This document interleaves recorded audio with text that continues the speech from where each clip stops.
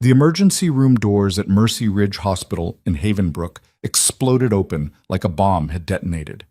Glass shattered across white tile as a 7-foot giant covered in blood and dirt charged through the entrance, roaring like something out of a nightmare. Security guards flew backward. Nurses scattered screaming. The attending physician bolted down the hallway without looking back.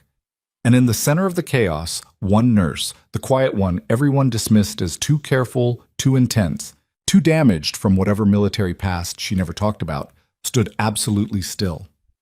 Sarah Bennett didn't run. She didn't freeze. Her gray eyes locked onto the monster barreling toward a sleeping child's room, and something cold and precise clicked into place behind those eyes. Something the people who mocked her had never seen. Something her coworkers were about to learn the hard way. The wrong person just walked into the wrong nurse's emergency room. Before we dive into this story, I want to invite you to stick with me until the very end. Comment below with your city so I can see how far this story travels. Hit that like button if you want to see justice served. Now let's get into what really happened that night. 3 hours before the chaos, Sarah Bennett stood at the nurse's station filling out discharge paperwork while the night shift supervisor, Patricia Downs, complained loudly about staffing shortages to anyone within earshot. Sarah kept her head down, pen moving steadily across the form, gray eyes focused on the task in front of her. She'd learned months ago that invisibility was easier than explanation. "Drake, you're slow again," Patricia snapped, leaning over Sarah's shoulder. "This is basic paperwork. I need those beds cleared." Sarah didn't look up. "Patient in 12 needs reassessment before discharge. Heart rate's elevated." "I don't need your medical opinion. I need the bed." Elevated heart rate after chest pain admission isn't opinion. Patricia's face reddened. "You're a nurse, not a cardiologist. Sign the discharge." Sarah set down her pen and met Patricia's glare with steady silence. The kind of silence that made people uncomfortable. The kind that came from watching men die in sand-filled trauma tents while mortars shook the ground. "Problem here?" Dr. Victor Rawlings appeared beside them, coffee in hand, eyebrow raised. He was the senior attending on night shift, 47, divorced twice, and convinced his MD made him royalty.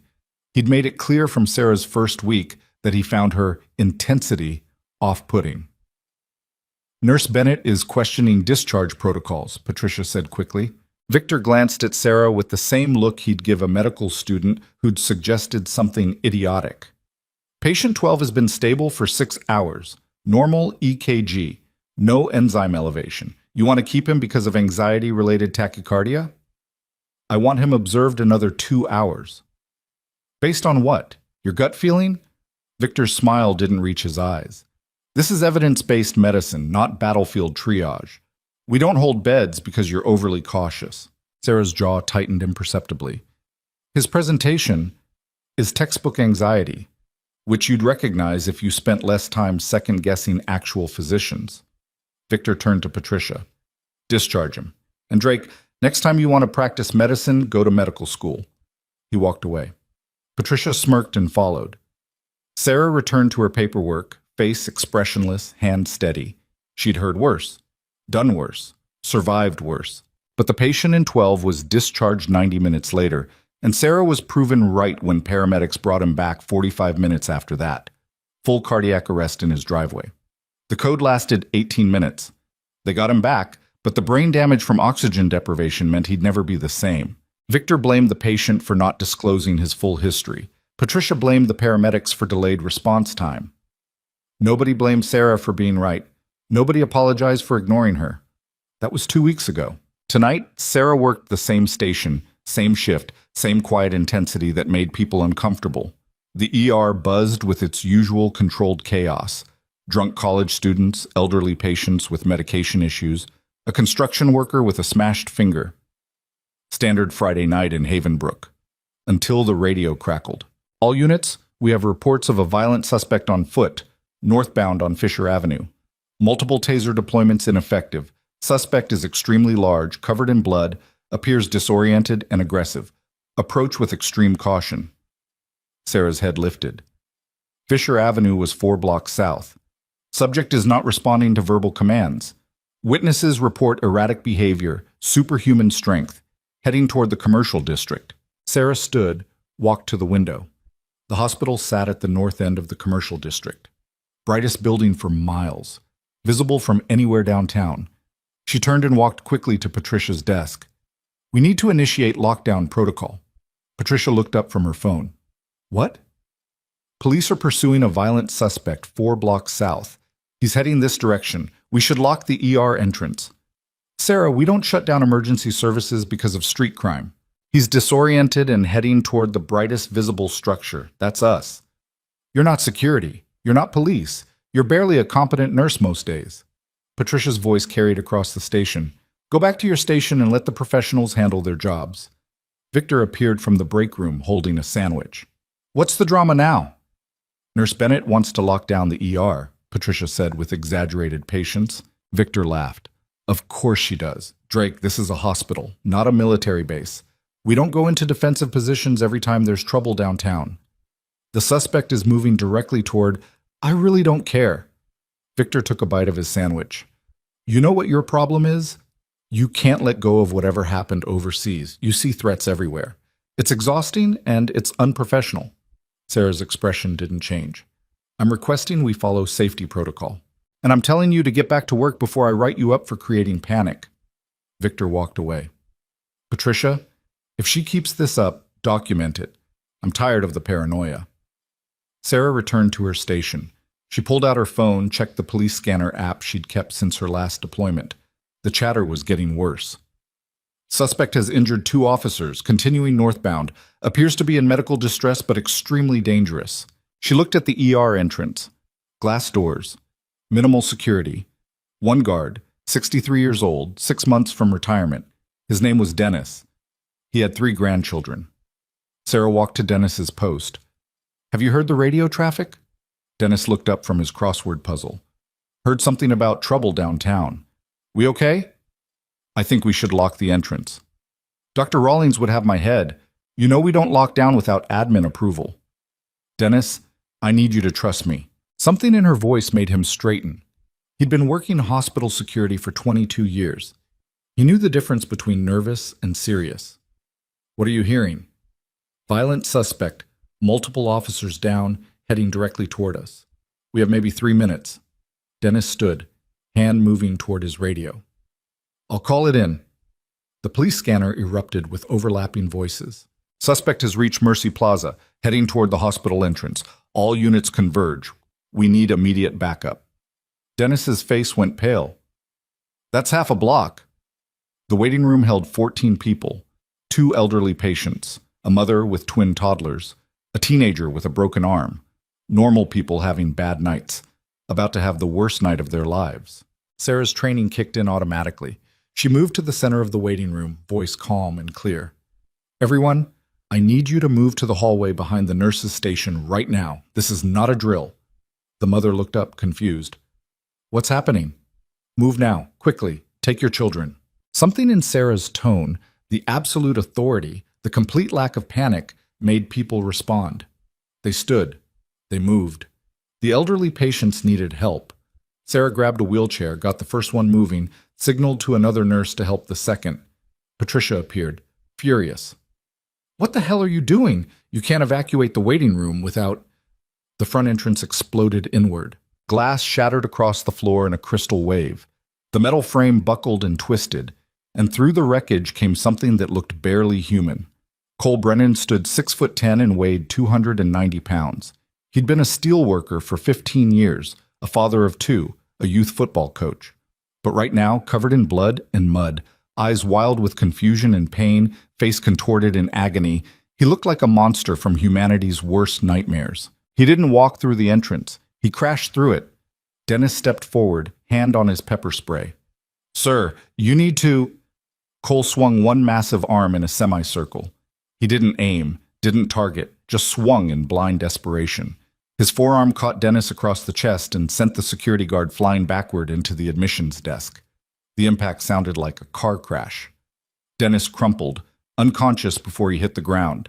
Screaming filled the ER. Patients who hadn't made it to the hallway scrambled for cover. Nurses dropped charts and ran.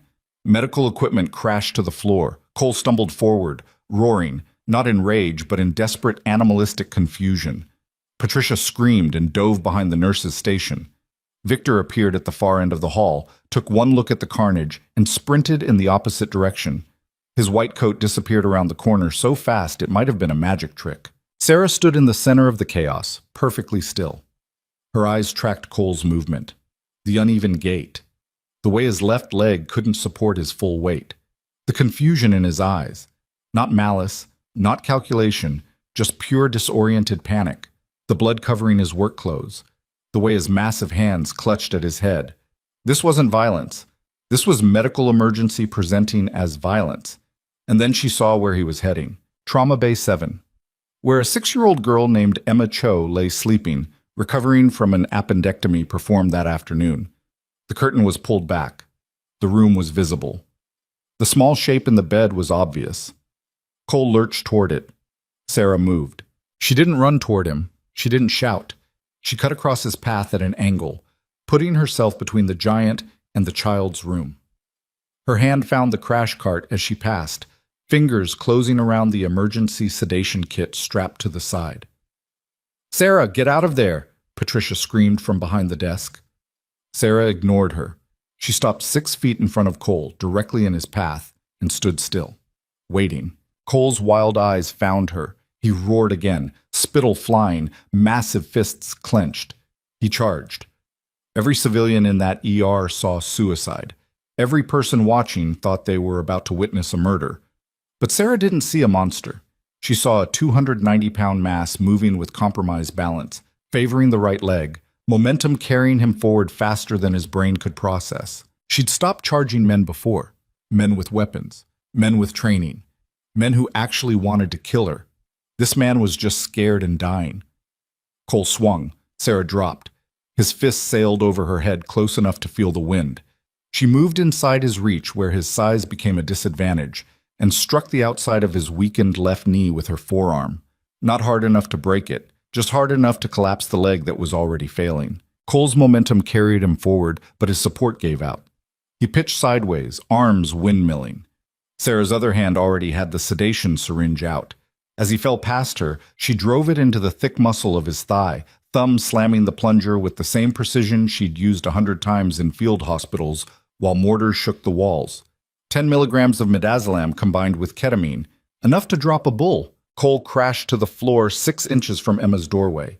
The impact shook the floor, equipment rattled. Somewhere, glass fell and shattered. And then silence. Cole twitched once, twice, then went still, breathing ragged but no longer fighting. Sarah stood over him, syringe still in her hand, face expressionless. Her gray eyes tracked his respirations, counted them, timed them. Behind her, Patricia slowly emerged from behind the desk, face white as paper. "Oh my God! Oh my God! You killed him! You killed—" "He's sedated, not dead." Sarah's voice was flat, clinical. "Call a code team and get police in here now. You can't just—" "Now, Patricia." The authority in those 2 words made Patricia grab the phone with shaking hands. Sarah knelt beside Cole, fingers finding his pulse. Strong, but irregular. She pulled back his eyelids, pupils unequal. She pressed her fingers against his neck, feeling for the carotid, and stopped. Tiny red dots. Petechiae. Spreading across his skin like a rash. Her blood went cold.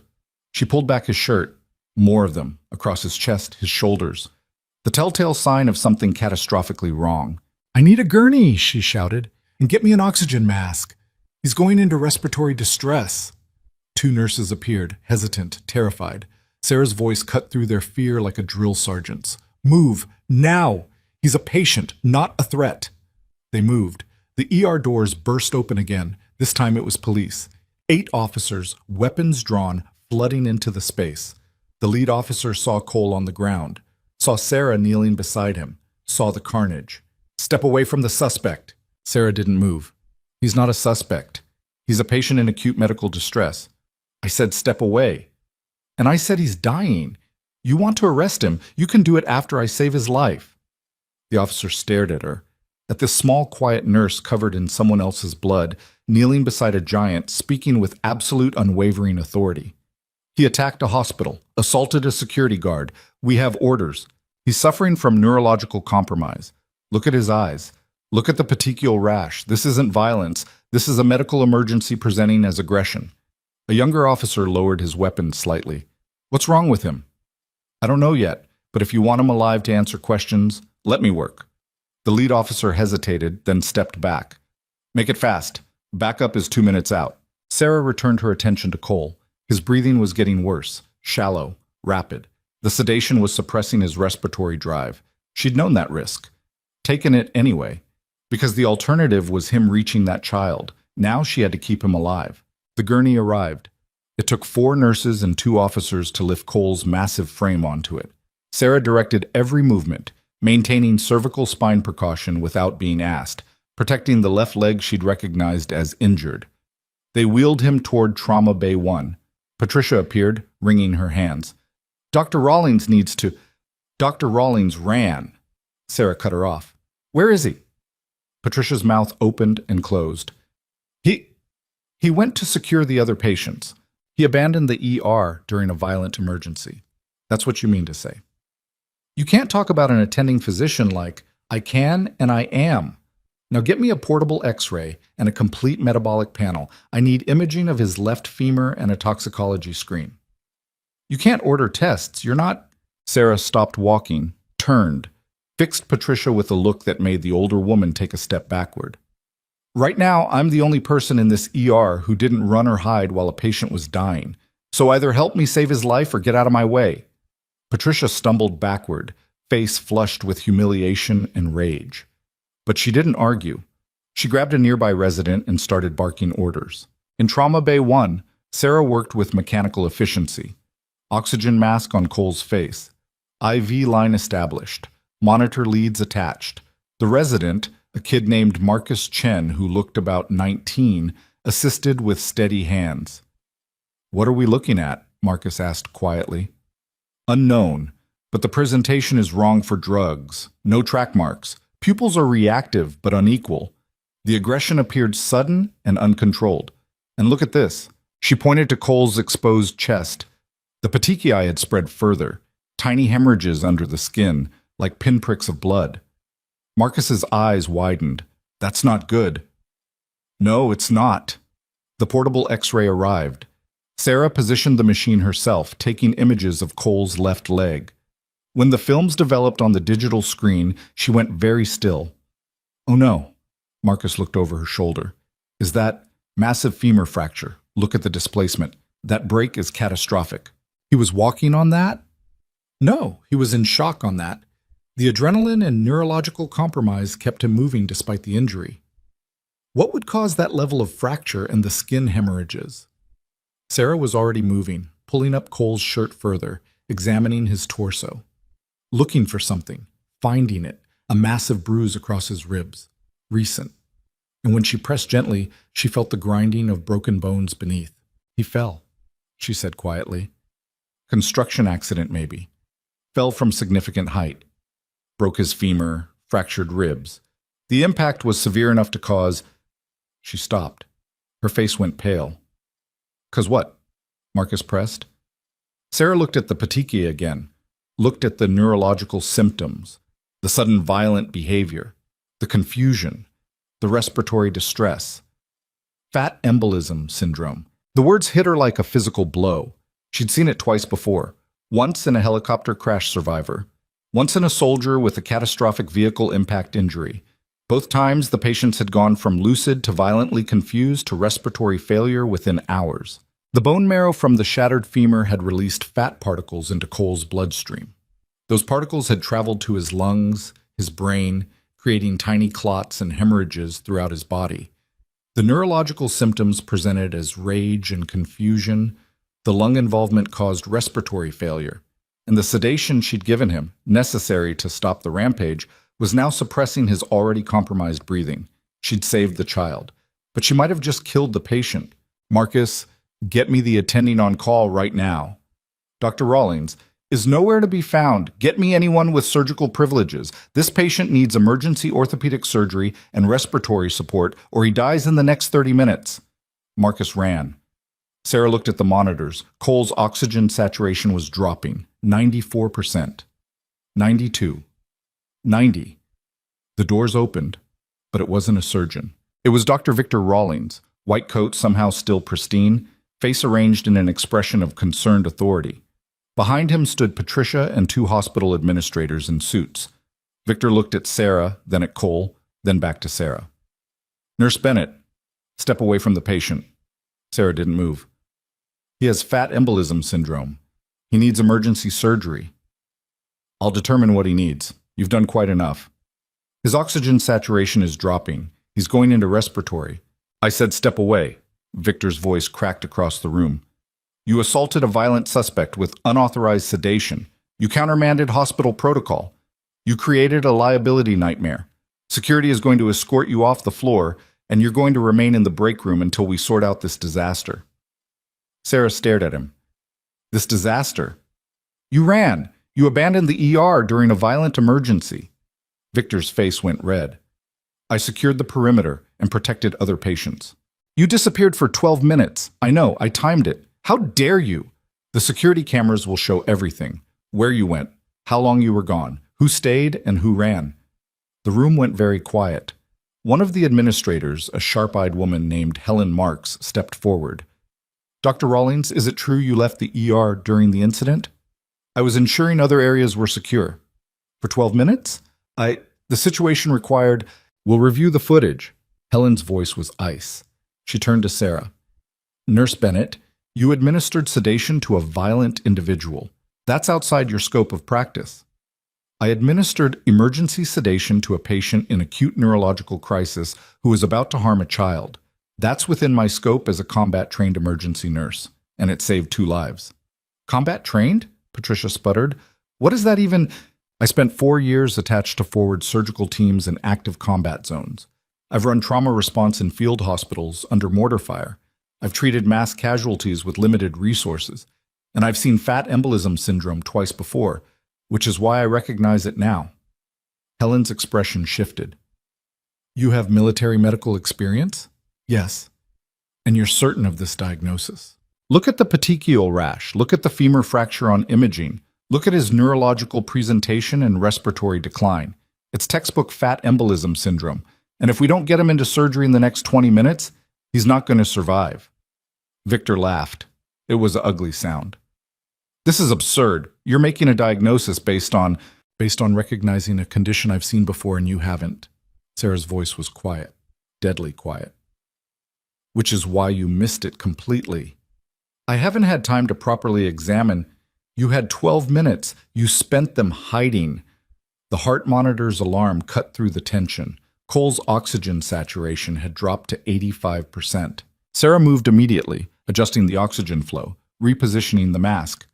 "He's decompensating. We need intubation and surgical intervention now." Helen looked at Victor. "Dr. Rawlings?" Victor stared at the monitors, at the rash, at the x-rays still displayed on the screen. Sarah watched his face as reality crashed through his ego. He had no idea what he was looking at, no idea what to do, and everyone in that room could see it. We should consult orthopedics." "There's no time for consults." Sarah's composure finally cracked. "He needs surgery now." "You don't give orders in this ER. Then give one yourself. Be a doctor for once instead of a coward with a title." The room went dead silent. Victor's face turned purple. "You're suspended, effective immediately. Security will—" "Dr. Rawlings." Helen's voice cut like a scalpel. "Are you refusing to treat this patient?" "I'm not refusing. I'm saying we need to follow proper protocol. The protocol for fat embolism syndrome is immediate surgical stabilization. Nurse Bennett is correct. I reviewed those protocols last month during our trauma recertification." Helen turned to Patricia. "Page orthopedics and anesthesia, emergency surgical team to trauma 1. Now." Patricia stood frozen. "Now, Patricia?" Patricia scrambled for the phone. Helen looked at Sarah. "Keep him stable until the team arrives." "Yes, ma'am." The oxygen saturation dropped to 82%.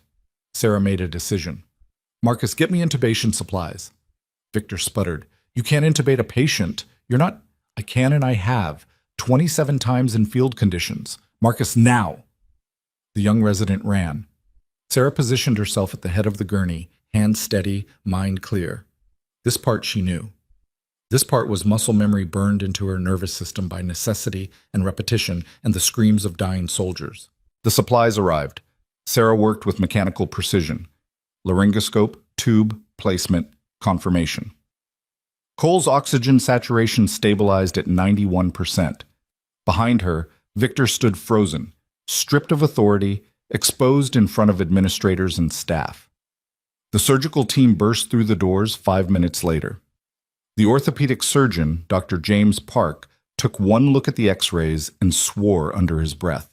"How is he still alive?" "Barely," Sarah said. "Fat embolism syndrome. He needs stabilization of the femur and respiratory support." Dr. Park's eyes met hers. Something passed between them. Recognition. Respect. "You served?" 4 years, forward surgical. He nodded once. "Then you know we're racing the clock. Let's move." They wheeled Cole toward the OR. The surgical team moved like a well-oiled machine. Sarah stepped back, hands finally starting to shake now that the immediate crisis had passed. Helen approached her. "Nurse Bennett, I need you to write a detailed incident report. Every detail, every decision, everything Dr. Rawlings said and did." Sarah looked past Helen to where Victor stood, face ashen, realizing his world was about to collapse. "Everything?" Sarah asked quietly. "Everything." In the distance, sirens wailed, more police arriving, media vans probably not far behind. The story was already spreading. Violent suspect attacks hospital. Nurse takes down giant. Doctor flees. By morning, everyone in Havenbrook would know what happened. But right now, Sarah just felt tired. She looked at the blood on her scrubs. Dennis's blood. Cole's blood. The broken glass still scattered across the waiting room floor. Emma Cho's mother appeared in the doorway of Trauma 7, holding her sleeping daughter, tears streaming down her face as she mouthed the words, "Thank you." Sarah nodded once, then turned and walked toward the break room to begin writing the report that would end Victor Rawlings' career. She didn't feel victorious, didn't feel vindicated. She just felt like she'd done her job, like she'd done it right, like she'd kept the promise she made every time she put on scrubs. First, do no harm. Even when the people around you run. Even when they mock you, even when they call you paranoid and broken and too intense. You stand, you fight, you save lives, and you let the truth handle everything else. The break room smelled like burnt coffee, an institutional disinfectant. Sarah sat at the plastic table, pen in hand, staring at the blank incident report form. Her fingers still trembled slightly, the adrenaline finally draining away, leaving exhaustion in its wake. She started writing, time of incident, location, individuals present. The words came mechanically at first, clinical and precise. Then she reached the part where Victor had fled, and her pen paused. Everything, Helen had said. Sarah wrote it all. The door opened. Patricia stood in the doorway, face blotchy and red. "You ruined him." Sarah didn't look up. "He ruined himself. Victor's been with this hospital for 12 years. He's saved countless lives. And you're going to destroy his career because of one mistake? Abandoning patients during a violent emergency isn't a mistake. It's disqualifying." Sarah kept writing. "He also misdiagnosed a critical patient and tried to have me removed from the floor for making the correct diagnosis. You think you're so superior because you were in the military. I think I'm competent because I stayed when he ran." Patricia's hands clenched into fists. "You don't understand hospital politics. You don't understand how this works. Victor has friends on the board, connections. You're a nobody nurse with PTSD who got lucky tonight." Sarah finally looked up. Her gray eyes were completely empty. "I'm a combat trauma nurse who recognized fat embolism syndrome while your attending physician couldn't identify a life-threatening condition standing right in front of him. That's not luck. That's training. You had no right to intubate that patient." "I had every right. Emergency scope of practice allows advanced interventions when a physician is unavailable or incapacitated. Victor was both." "He wasn't incapacitated." "Then where was he for 12 minutes? Patricia's mouth worked soundlessly. She turned and slammed the door so hard the frame shook. Sarah returned to her report. She wrote for 40 minutes, documenting every detail with the same precision she'd learned filling out after-action reports in field hospitals. No emotion, no editorializing, just facts, times, observations, quotes. When she finished, she read it through once. Then she signed it, dated it, and placed it in the envelope Helen had provided. The clock on the wall read 2:47 a.m. Sarah walked to the ER nurse's locker room, changed out of her blood-stained scrubs, and found fresh ones. Her hands were steadier now. The shaking had stopped. She caught her reflection in the mirror, pale skin, dark circles under her eyes, gray eyes that had seen too much. She looked exactly like she always did. Tired, contained, unremarkable. Nobody would ever guess what she'd just done. She walked back to the ER. The waiting room had been cleared. Maintenance crews were sweeping up broken glass, boarding up the shattered entrance. Dennis, the security guard, had been admitted with 3 broken ribs and a concussion. He'd live. Emma Cho and her mother had been moved to a secure room on the pediatric floor. Sarah had checked on them before writing her report. Emma had slept through the entire thing, would never know how close she'd come to dying. Marcus, the young resident, found Sarah near the nurse's station. Dr. Park wanted me to tell you, Cole's in surgery now. They're stabilizing the femur. It's going to be a long procedure, but his vitals are holding. Respiratory status? Stable on the ventilator. You called it exactly right. Dr. Park said if you hadn't recognized the fat embolism, Cole would have been dead in an hour. Sarah nodded once. Thank you. Marcus hesitated. Can I ask you something? Go ahead. How did you stay so calm? When he charged at you, I was watching from the hallway and I thought... He stopped. I thought he was going to kill you. Sarah was quiet for a moment. I've had worse things try to kill me. In the military? Yes. Can I ask where you served? You can ask. I won't answer. Marcus nodded slowly. Fair enough. But for what it's worth, that was the most incredible thing I've ever seen in medicine. You saved that man's life and that little girl's life, and you didn't hesitate for a second. I did hesitate, Sarah said quietly, just not where you could see it. She walked away before he could respond. The rest of the shift passed in strange, muted tension. Word had spread through the hospital. Nurses whispered when Sarah walked by. Some looked at her with awe, others with fear, a few with resentment. Victor had allies, people who'd worked with him for years, people who saw Sarah as a threat to the established order. Patricia avoided her completely. At 6 a.m., Helen Marks returned with 2 people Sarah didn't recognize, a man in an expensive suit and a woman carrying a tablet. Nurse Bennett, this is Richard Fowler, hospital legal counsel, and Amanda Cross, director of risk management. They need to speak with you. Sarah followed them to a conference room. Richard sat across from her, expression neutral. Amanda took notes. Walk us through the incident, Richard said. Everything from the moment you heard the police radio traffic. Sarah did. She spoke for 20 minutes without interruption, recounting every detail in chronological order. Richard listened without expression. Amanda typed constantly. When Sarah finished, Richard leaned back. You administered sedation to a violent individual without physician authorization. I administered emergency sedation to a patient in neurological crisis. That's interpretation. That's medical assessment. He presented with classic signs of acute neurological compromise: confusion, disorientation, uncontrolled aggression, motor coordination deficit. Those symptoms combined with visible trauma indicated a medical emergency, not criminal violence. You couldn't have known that in the moment. I'm trained to recognize those signs. That's exactly what I knew. Amanda looked up from her tablet. You also intubated the patient after his oxygen saturation dropped below 85% and Dr. Rawlings failed to act. I have advanced airway management certification and field experience with emergency intubation. The patient required immediate intervention. Dr. Rawlings disputes that timeline, Richard said carefully. Sarah pulled out her phone, opened the voice memo app, and hit play. Her own voice came through the speaker, time-stamped at 1:47 a.m. Oxygen saturation dropping 85%. Dr. Rawlings, the patient needs intubation. Then Victor's voice, sharp and defensive. You don't give orders in this ER. Sarah stopped the recording. I document everything during critical incidents. It's a habit from field medicine. Richard and Amanda exchanged glances. You recorded the attending physician? Amanda asked.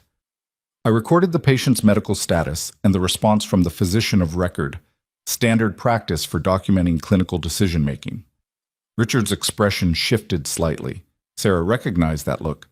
She'd seen it in officers' faces when they realized the private they'd been underestimating had just outmaneuvered them. Dr. Rawlings has submitted a complaint alleging insubordination, practicing outside your scope, and creating a hostile work environment, Richard said. And I've submitted an incident report documenting patient abandonment, failure to diagnose a life-threatening condition, and attempted interference with emergency medical care. Those are serious allegations. They're serious facts. The security footage will confirm Dr. Rawlings left the ER at 1:34 a.m. and didn't return until 1:46 a.m. 12 minutes, during which time I managed the violent patient, protected civilians, and initiated life-saving treatment. The footage will also show him ordering me away from a critical patient who was actively decompensating. Amanda stopped typing. You're very sure of yourself. I'm very sure of what happened. Richard stood. We'll be reviewing all available evidence. Until this investigation concludes, you're on paid administrative leave. Sarah had expected this. Understood. You can't discuss this incident with anyone. No media, no social media, no colleagues. Fine. And Nurse Bennett? Richard's voice softened slightly. For what it's worth, you probably saved multiple lives tonight. But the hospital has to protect itself from liability. You understand. I understand that institutions protect institutions. I've seen it before. Sarah left the conference room and found her locker. She changed into street clothes, jeans, a plain gray shirt, worn sneakers. As she was closing her locker, her phone buzzed. Unknown number. She almost didn't answer. Then instinct made her pick up. Is this Sarah Bennett? A man's voice. Rough. Urgent. Who is this? My name is Tyler Brennan. Cole Brennan is my brother. The hospital told me what happened. His voice cracked. They said you saved his life. Sarah leaned against the locker. The surgical team saved his life. They said he would have died if you hadn't recognized what was wrong. They said you stopped him from hurting anyone, even though he... Tyler's voice broke completely. He's not a violent man. He's never hurt anyone in his life. Something happened to him and he didn't know what he was doing, and you saw that. You saw he was sick. Sarah closed her eyes. What happened to him before he came to the hospital? Construction accident. He was working on a high-rise downtown, 6th-floor scaffolding. A support cable snapped. He fell 20 feet onto a concrete footer. His crew said he got up, said he was fine, insisted on walking to his truck. Then he just lost his mind. Started acting crazy. Attacked his foreman. Ran into traffic. Police tried to stop him, but he fought them. He doesn't remember any of it. 20-foot fall onto concrete. Massive femur fracture. Fat particles flooding his system. Neurological symptoms cascading within hours. He's going to survive, Sarah said. The surgery will repair the damage. The fat embolism will resolve with treatment. He'll have a long recovery, but he'll live. Tyler was crying openly now. They're saying he might face criminal charges, assault, property damage, resisting arrest. Tell his lawyer about the fat embolism diagnosis. Medical records will show he was experiencing acute neurological compromise. He wasn't responsible for his actions. Will you testify to that, if they prosecute him? Sarah hesitated. She'd been told not to discuss the incident, but this man's brother was about to be destroyed for being sick. Yes, she said. I'll testify. Thank you, God, thank you. Tyler's voice was raw with relief. His kids, he has 2 daughters, 7 and 9. If he goes to prison, he won't. The medical evidence is clear. After Tyler hung up, Sarah sat in the locker room for a long time. The hospital was waking up around her. Day shift arriving, coffee brewing, the normal rhythm of medicine resuming as if last night had been a nightmare that vanished with sunrise. But it wasn't a nightmare. It was real. And the consequences were just beginning. Sarah drove home in early morning light. Her apartment was small, neat, impersonal. Military habits died hard. Bed made with hospital corners, books arranged by height, everything in its place. She had photos on the wall from before, from deployment. Her unit, people whose faces still visited her dreams. Some of them hadn't made it home. She showered, changed, tried to sleep. Couldn't.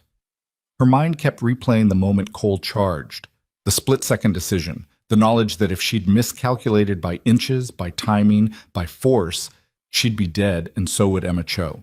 She'd made dozens of those calculations in combat zones, triaged patients while explosions shook the walls, chosen who lived and who died based on available resources and probability of survival. But this wasn't supposed to be a war zone. This was supposed to be safe. Her phone buzzed constantly. Messages from colleagues, questions from reporters who'd somehow gotten her number. She ignored them all. Then one message made her stop. From Marcus. "You should see the news." Sarah turned on her television. The local morning show was covering the story. Dramatic footage of police vehicles outside Mercy Ridge Hospital. Interviews with witnesses. Then the anchor introduced the main segment. A terrifying incident at Mercy Ridge Hospital last night ended with an incredible act of heroism from an unlikely source. They showed a blurry security camera image. Sarah standing in front of Cole Brennan, impossibly small against his massive frame.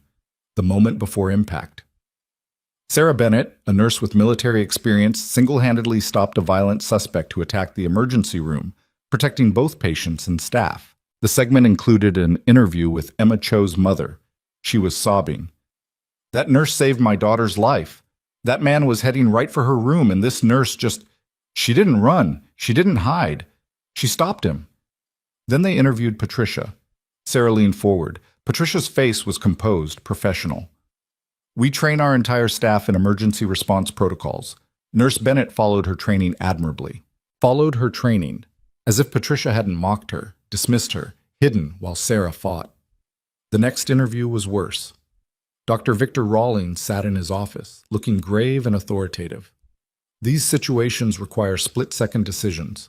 Our entire emergency team worked together to neutralize the threat and provide medical care. I'm proud of how our staff responded under pressure." Our entire emergency team. He didn't mention running, didn't mention abandoning patients, didn't mention anything that would make him look like the coward he was. Sarah's phone rang. "Helen Marks." "Are you watching this?" Helen asked. "Yes?" Victor's spinning the narrative, making it sound like he coordinated the response. "I noticed. The security footage tells a different story. But we're facing pressure from the medical board. Victor has filed a formal complaint with them. He's claiming you acted recklessly and endangered the patient by administering sedation without proper authorization." Sarah's hand tightened on the phone. "The medical board. They're opening an investigation. It's standard procedure when there's a complaint against a licensed professional. I'm an LPN, not an RN. I don't have a board." "No, but Victor is arguing you practiced outside your scope. He's trying to build a case that you engaged in actions reserved for physicians." "That's insane. Everything I did was within emergency scope of practice for someone with my training." "I know that, but he's got allies on the medical board, people who've worked with him for years. And you..." Helen hesitated. "You're relatively new to this hospital. You keep to yourself. People don't know you. So I'm the outsider and he's the connected insider." "Unfortunately." Sarah closed her eyes. "What do I need to do?" "Get a lawyer, a good one. This is going to get worse before it gets better." After Helen hung up, Sarah sat in silence. The news segment continued. More interviews. Someone had found a neighbor who described Sarah as quiet, keeps to herself, seems troubled. Another person called her a hero. The narrative was splitting in real time. Hero nurse versus reckless vigilante. And Victor was controlling the message. Her phone buzzed again. This time it was a number she recognized. Captain James Morrison, her former commanding officer. She hadn't spoken to him in 3 years. "Bennett, what the hell is happening out there? I'm seeing your face all over the news." Hearing his voice, gruff, familiar, safe, made something crack in Sarah's chest. "It's complicated, sir." "Complicated how?" "From what I'm seeing, you did what you were trained to do. Neutralized a threat, saved lives, rendered medical aid. That's good soldiering. This isn't the military." "No, but the rules are the same. You did the right thing. Don't let the bureaucrats make you doubt that." "The attending physician is filing complaints, trying to get my license suspended." Morrison swore viciously. "The one who ran? How did you..." "I made some calls, talked to a few people, found out what really happened." His voice went hard. "That coward abandoned his post during an emergency, and now he's trying to destroy you for making him look bad. He has connections. I don't. You have something better. You have the truth. And you have me. I'm making some more calls. You're not fighting this alone. Sir, you don't have to. Bennett, you were one of the best combat medics I ever served with. You saved 17 lives under fire during the Kandahar offensive. You kept working while mortars rained down. You've got more courage in your little finger than that doctor has in his entire body.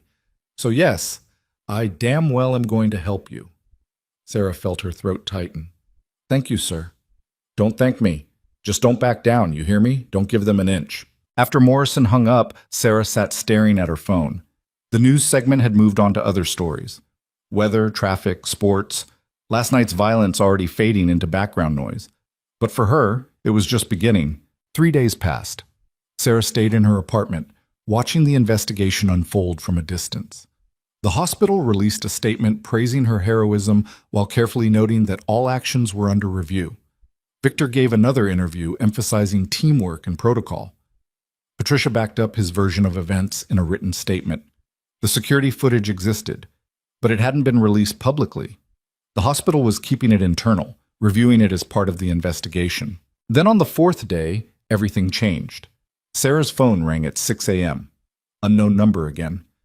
Miss Bennett, this is Officer David Reyes with Havenbrook PD. I was one of the responding officers the night of the hospital incident. Sarah sat up. I remember you. You were the first one through the door. Yes, ma'am. I need to tell you something. Off the record. Go ahead. There's body camera footage from that night. Multiple angles. Everything that happened. We submitted it to the DA's office as part of the assault investigation against Cole Brennan. Okay. The footage shows exactly what happened, including Dr. Rawlings running away. And it also shows... Reyes paused. It shows you were right about everything. The suspect was clearly in medical distress.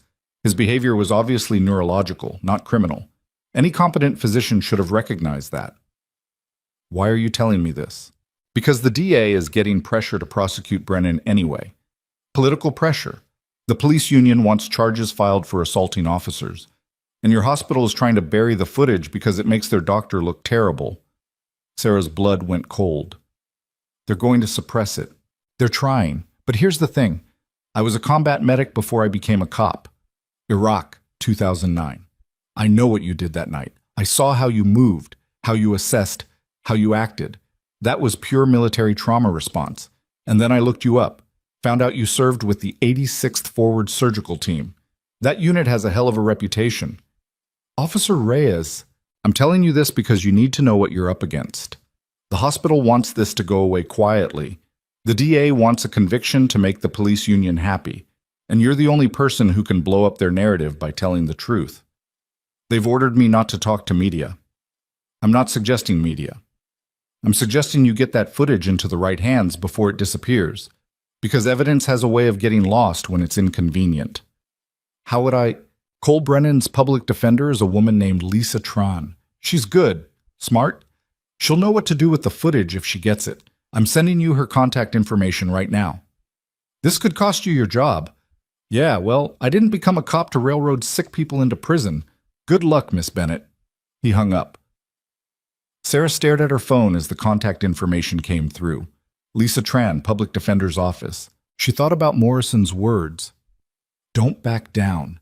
Don't give them an inch. She thought about Tyler Brennan's voice breaking as he talked about his brother's daughters. She thought about Victor Rawlings on television, rewriting history, painting himself as a hero while destroying the woman who'd done his job for him. Sarah made the call. Lisa Tran answered on the second ring. Public Defender's Office. My name is Sarah Bennett. I'm the nurse who was involved in the Cole Brennan incident at Mercy Ridge Hospital. A sharp intake of breath. Miss Bennett, I've been hoping you'd call. I have about 1,000 questions. I have information you need about what really happened that night, about your client's medical condition, about why he should never be prosecuted. I'm listening. Sarah talked for 40 minutes. She laid out everything. The timeline, the medical diagnosis, Victor's abandonment, the hospital's attempts to control the narrative. When she finished, Lisa was quiet for a long moment. This is explosive, Lisa said finally. If what you're saying is true, it's all documented. Medical records, security footage, police body cameras. The DA's office says they haven't received the body camera footage yet. That's because someone's sitting on it, but Officer David Reyes was the responding officer. He has access. You're giving me ammunition to destroy the DA's case. I'm giving you the truth. What you do with it is your decision. Why are you doing this? You could just keep your head down, wait out the investigation, but instead you're putting yourself in the crosshairs. Sarah thought about Emma Cho sleeping peacefully while violence raged 6 feet away, about Cole Brennan's children who needed their father, about every soldier she'd ever watched die because someone in command made a bad call and refused to admit it. Because someone has to, Sarah said quietly. Someone always has to. After the call ended, Sarah knew she'd just declared war. Against the hospital, against Victor, against the institutional forces that protected powerful people and sacrificed convenient targets. She'd been in wars before. She knew how to fight. Her phone buzzed. A news alert. Breaking. Body camera footage leaked in hospital attack case. Exclusive video shows dramatic confrontation. Sarah's heart stopped. She clicked the link. Someone had leaked the footage. All of it. The entire incident from multiple angles. And it showed everything. The video had been viewed 40,000 times in the first hour. By noon, it hit 500,000. By evening, every major news outlet in the region was running it on loop. Sarah watched it once. Just watched once. Then she turned off her phone and sat in the growing darkness of her apartment, waiting for the hammer to fall. It fell at 9:17 p.m. Her doorbell rang. She looked through the peephole and saw 2 men in suits. One held a badge up to the viewer. FBI. Sarah opened the door. Sarah Bennett? The older agent asked. He was maybe 50, gray at the temples, eyes that had seen too much. I'm Special Agent Frank Delgado. This is Agent Kyle Morrison. We need to talk to you about the leaked footage. I didn't leak it. We know. We traced the upload. It came from inside the Havenbrook Police Department. Officer David Reyes is currently being interviewed. Sarah's stomach dropped. He was trying to do the right thing. He violated department policy and potentially compromised an ongoing investigation, but that's not why we're here. Delgado stepped inside uninvited. We're here because the footage shows something the hospital and the DA's office have been trying very hard to hide. Morrison closed the door behind them. Dr. Victor Rawlings abandoned his post during a violent emergency. That's patient endangerment at minimum, potentially criminal negligence, and the hospital administration has been actively suppressing evidence of it. Sarah stayed silent, watching them. Delgado walked to her window, looked out at the street below. The FBI doesn't typically involve itself in local medical disputes, but this case has federal implications. Mercy Ridge Hospital receives Medicare and Medicaid funding. If they're engaged in systematic fraud, covering up medical negligence, falsifying reports, obstructing investigations, that's wire fraud, mail fraud, violations of federal healthcare law. And we think it goes deeper than one incident, Morrison added. We've been looking at Mercy Ridge for 6 months. Suspicious patient outcomes, complaints that disappeared, staff members who reported problems and were subsequently fired. Your incident just gave us the opening we needed. Sarah finally spoke. What do you want from me? Everything, Delgado said. Every detail, every conversation, every document. We want you to testify before a federal grand jury about what happened that night and what's happened since. The hospital put me on administrative leave, ordered me not to discuss the incident. That order doesn't apply to federal investigators. And frankly, Miss Bennett, you're in danger right now. The hospital's legal exposure in this case is catastrophic. They're going to come after you hard, discredit you, destroy your reputation, make you unemployable. They're already doing that.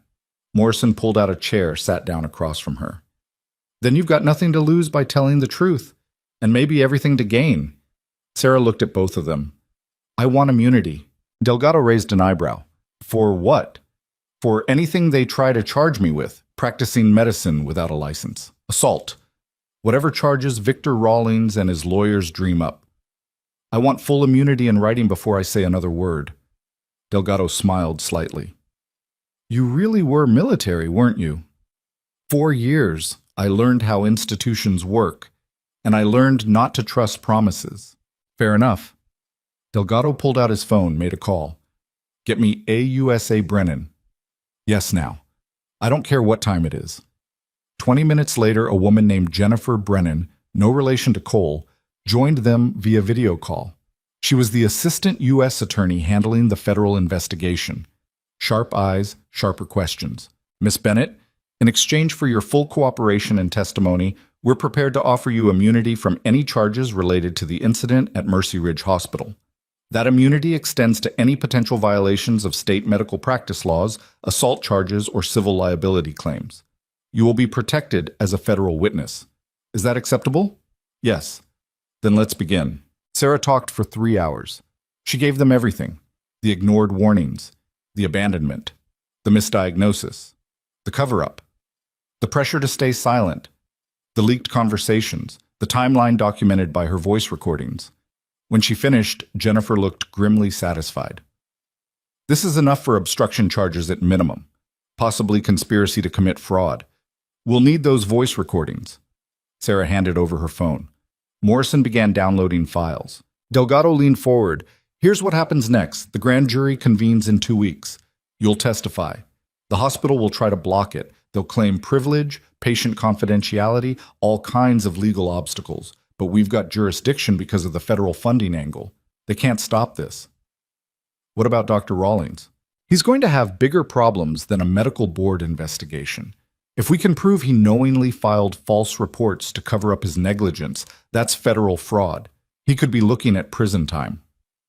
Sarah felt nothing. No satisfaction. No vindication. Just exhaustion. After the agents left, she sat in silence for a long time. Then her phone rang. Not the one the FBI had taken, her backup phone. The number was blocked. She answered. "You stupid bitch." Victor's voice was thick with rage and alcohol. "You just destroyed everything. My career, my reputation, 20 years of service, gone. You destroyed it yourself when you ran. I was securing the perimeter. I was protecting other patients. You were hiding in the staff lounge for 12 minutes while I did your job. You're a goddamn nurse. You don't get to make diagnoses. You don't get to intubate patients. You don't get to play doctor. I'm not playing anything. I'm doing what I was trained to do, which is more than you did that night." Victor's breathing was harsh over the line. "You think you've won? You think the FBI is going to protect you? They'll use you and throw you away. And when they're done, you'll be unemployable. No hospital will ever hire you.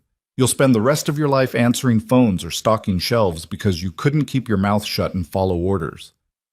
I don't take orders from cowards. You're finished. You hear me? Finished." He hung up. Sarah set down the phone. Her hands were shaking again. Not from fear, from rage. The next morning, the story exploded nationwide. The leaked body camera footage had gone viral. News outlets ran split-screen comparisons. Victor on television claiming heroism, the footage showing him fleeing. Social media tore him apart. Medical professionals weighed in. Some defended him, citing impossible situations and split-second decisions. Most didn't. Sarah's phone, the one the FBI had returned, buzzed constantly. Interview requests, book deals, movie options. Everyone wanted her story. She ignored them all. Instead, she drove to Mercy Ridge Hospital. She'd been ordered to stay away, but she had federal protection now, and there was something she needed to see. Cole Brennan had been moved out of intensive care. He was awake, recovering. Sarah found his room on the 4th floor. She knocked softly. A woman's voice called, "Come in." Sarah entered. Cole lay in the hospital bed, his left leg suspended in traction, face pale but alert. Beside him sat a woman who had to be his wife, dark hair, red eyes from crying, holding his hand. 2 little girls played quietly in the corner with coloring books. Cole's eyes widened when he saw Sarah. "You're her, the nurse." Sarah nodded. "They told me what happened, what I did, what you did." His voice cracked. "I don't remember any of it. I remember falling at the job site. I remember getting up. Then nothing until I woke up here 3 days later. The fat embolism caused neurological symptoms. You weren't responsible for your actions. I hurt people. The security guard is recovering, and he knows you were sick." Cole's wife stood. "I'm Rebecca. The police came yesterday. They said because of your testimony and the medical records, they're dropping all charges. The DA's office isn't prosecuting." Sarah felt something loosen in her chest. "Good." "Good?" Rebecca laughed, but it came out as a sob. You saved his life. You saved him from prison. You protected our daughters from. She couldn't finish. She just grabbed Sarah and hugged her hard. Sarah stood stiffly, not sure what to do with her hands. Physical affection from strangers wasn't something she handled well. One of the little girls looked up. Are you the soldier nurse? Sarah blinked. What? Daddy said you were a soldier before you were a nurse, that you helped soldiers when they got hurt. I did. A long time ago. The girl, maybe 7 years old, walked over and held out her coloring book. I drew you a picture. It's a thank you for saving my daddy. Sarah took the paper. It showed a stick figure in scrubs with a cape standing next to a larger figure. Hearts and stars surrounded them. Something broke inside Sarah's chest. She knelt down. Thank you. This is very kind. You're a hero, the girl said seriously. I'm just a nurse. Daddy says that's the same thing. Sarah looked at Cole. He was watching her with an expression she couldn't quite read. Gratitude? Yes. But something else. Understanding, maybe. You know what it's like, Cole said quietly, to do something terrible and not be able to stop yourself. To lose control. To wake up and realize you hurt people you never wanted to hurt. Sarah stood slowly. Yes, I know what that's like. How do you live with it? She thought about the faces that visited her dreams, the decisions made under fire, the people she'd saved and the people she couldn't. You remember that you were sick. You remember that you fought to survive. And you remember the people who didn't give up on you? She looked at Rebecca, at the girls. You remember them. Cole's eyes were wet. The FBI came to see me too. They want me to testify about the hospital, about how Dr. Rawlings tried to have me arrested before he even examined me. Are you going to? Yeah, if it helps you, yeah. Sarah nodded once. Get well, Mr. Brennan. She left before the emotion could overwhelm her. In the hospital lobby, she ran directly into Patricia. The nursing supervisor stopped short, face flushing red. You're not supposed to be here. I'm a federal witness. I go where I want. Patricia's mouth worked. You destroyed this hospital's reputation, destroyed Dr. Rawlings, destroyed careers. For what? For your ego? For the truth? The truth? Patricia laughed bitterly. You think truth matters? You think anyone cares that you were right? All anyone sees is chaos. A nurse who attacked a patient, a hospital under federal investigation, millions in potential lawsuits. That's your truth. Cole Brennan isn't pressing charges. The criminal case is closed, and the federal investigation is about fraud and negligence. Not me. You think you're safe because the FBI is protecting you, but they won't protect you forever. And when they're done, you'll have nothing, no job, no references, no future in nursing. Sarah stepped closer. I've had nothing before. I've survived worse than unemployment. But you, Victor, the administrators who covered this up, you're all about to lose everything you built on lies, and that's a kind of justice I can live with. She walked away. Patricia didn't follow. Outside, Sarah sat in her car and tried to steady her breathing. Her phone buzzed. Helen Marks. Where are you? Hospital parking lot. Get out of there. Now. The board of directors just held an emergency meeting. They're releasing a statement this afternoon claiming you violated patient privacy by cooperating with federal investigators. They're filing a formal complaint with the state nursing board. I have immunity. From criminal charges, not from professional licensing issues. They're going after your nursing license, Sarah. If they succeed, you can't work as a nurse anywhere in the country. Sarah's hands tightened on the steering wheel. Can they do that? They're going to try, and they have resources, lawyers, money, political connections. This is survival mode for them. They'll destroy you to save themselves. What do I do? Fight. Get your own lawyer, a good one, and prepare for war. Sarah drove home in numb silence. When she arrived, there were reporters camped outside her building. She pushed through them without comment, ignoring shouted questions. Inside her apartment, she sat in darkness and thought about everything she'd survived. Combat zones, casualties, the transition back to civilian life, the nightmares, the isolation. She'd rebuilt herself piece by piece into something functional, and now they were trying to take it all away. Her phone rang. Morrison again. Her old commander. I heard about the nursing board complaint. News travels fast. Bennett, I'm calling in some favors. I know people, veterans advocacy groups, military legal defense organizations. You're not fighting this alone. Sir, this isn't your problem. Like hell it isn't. You're one of mine, and we protect our own. After Morrison hung up, Sarah sat staring at her phone. Then she made a decision. She called the one reporter who'd seemed different from the others. A woman named Andrea Walsh from the Havenbrook Chronicle, who'd written a piece questioning the hospital's official narrative. Andrea answered immediately. Miss Bennett, I wasn't expecting to hear from you.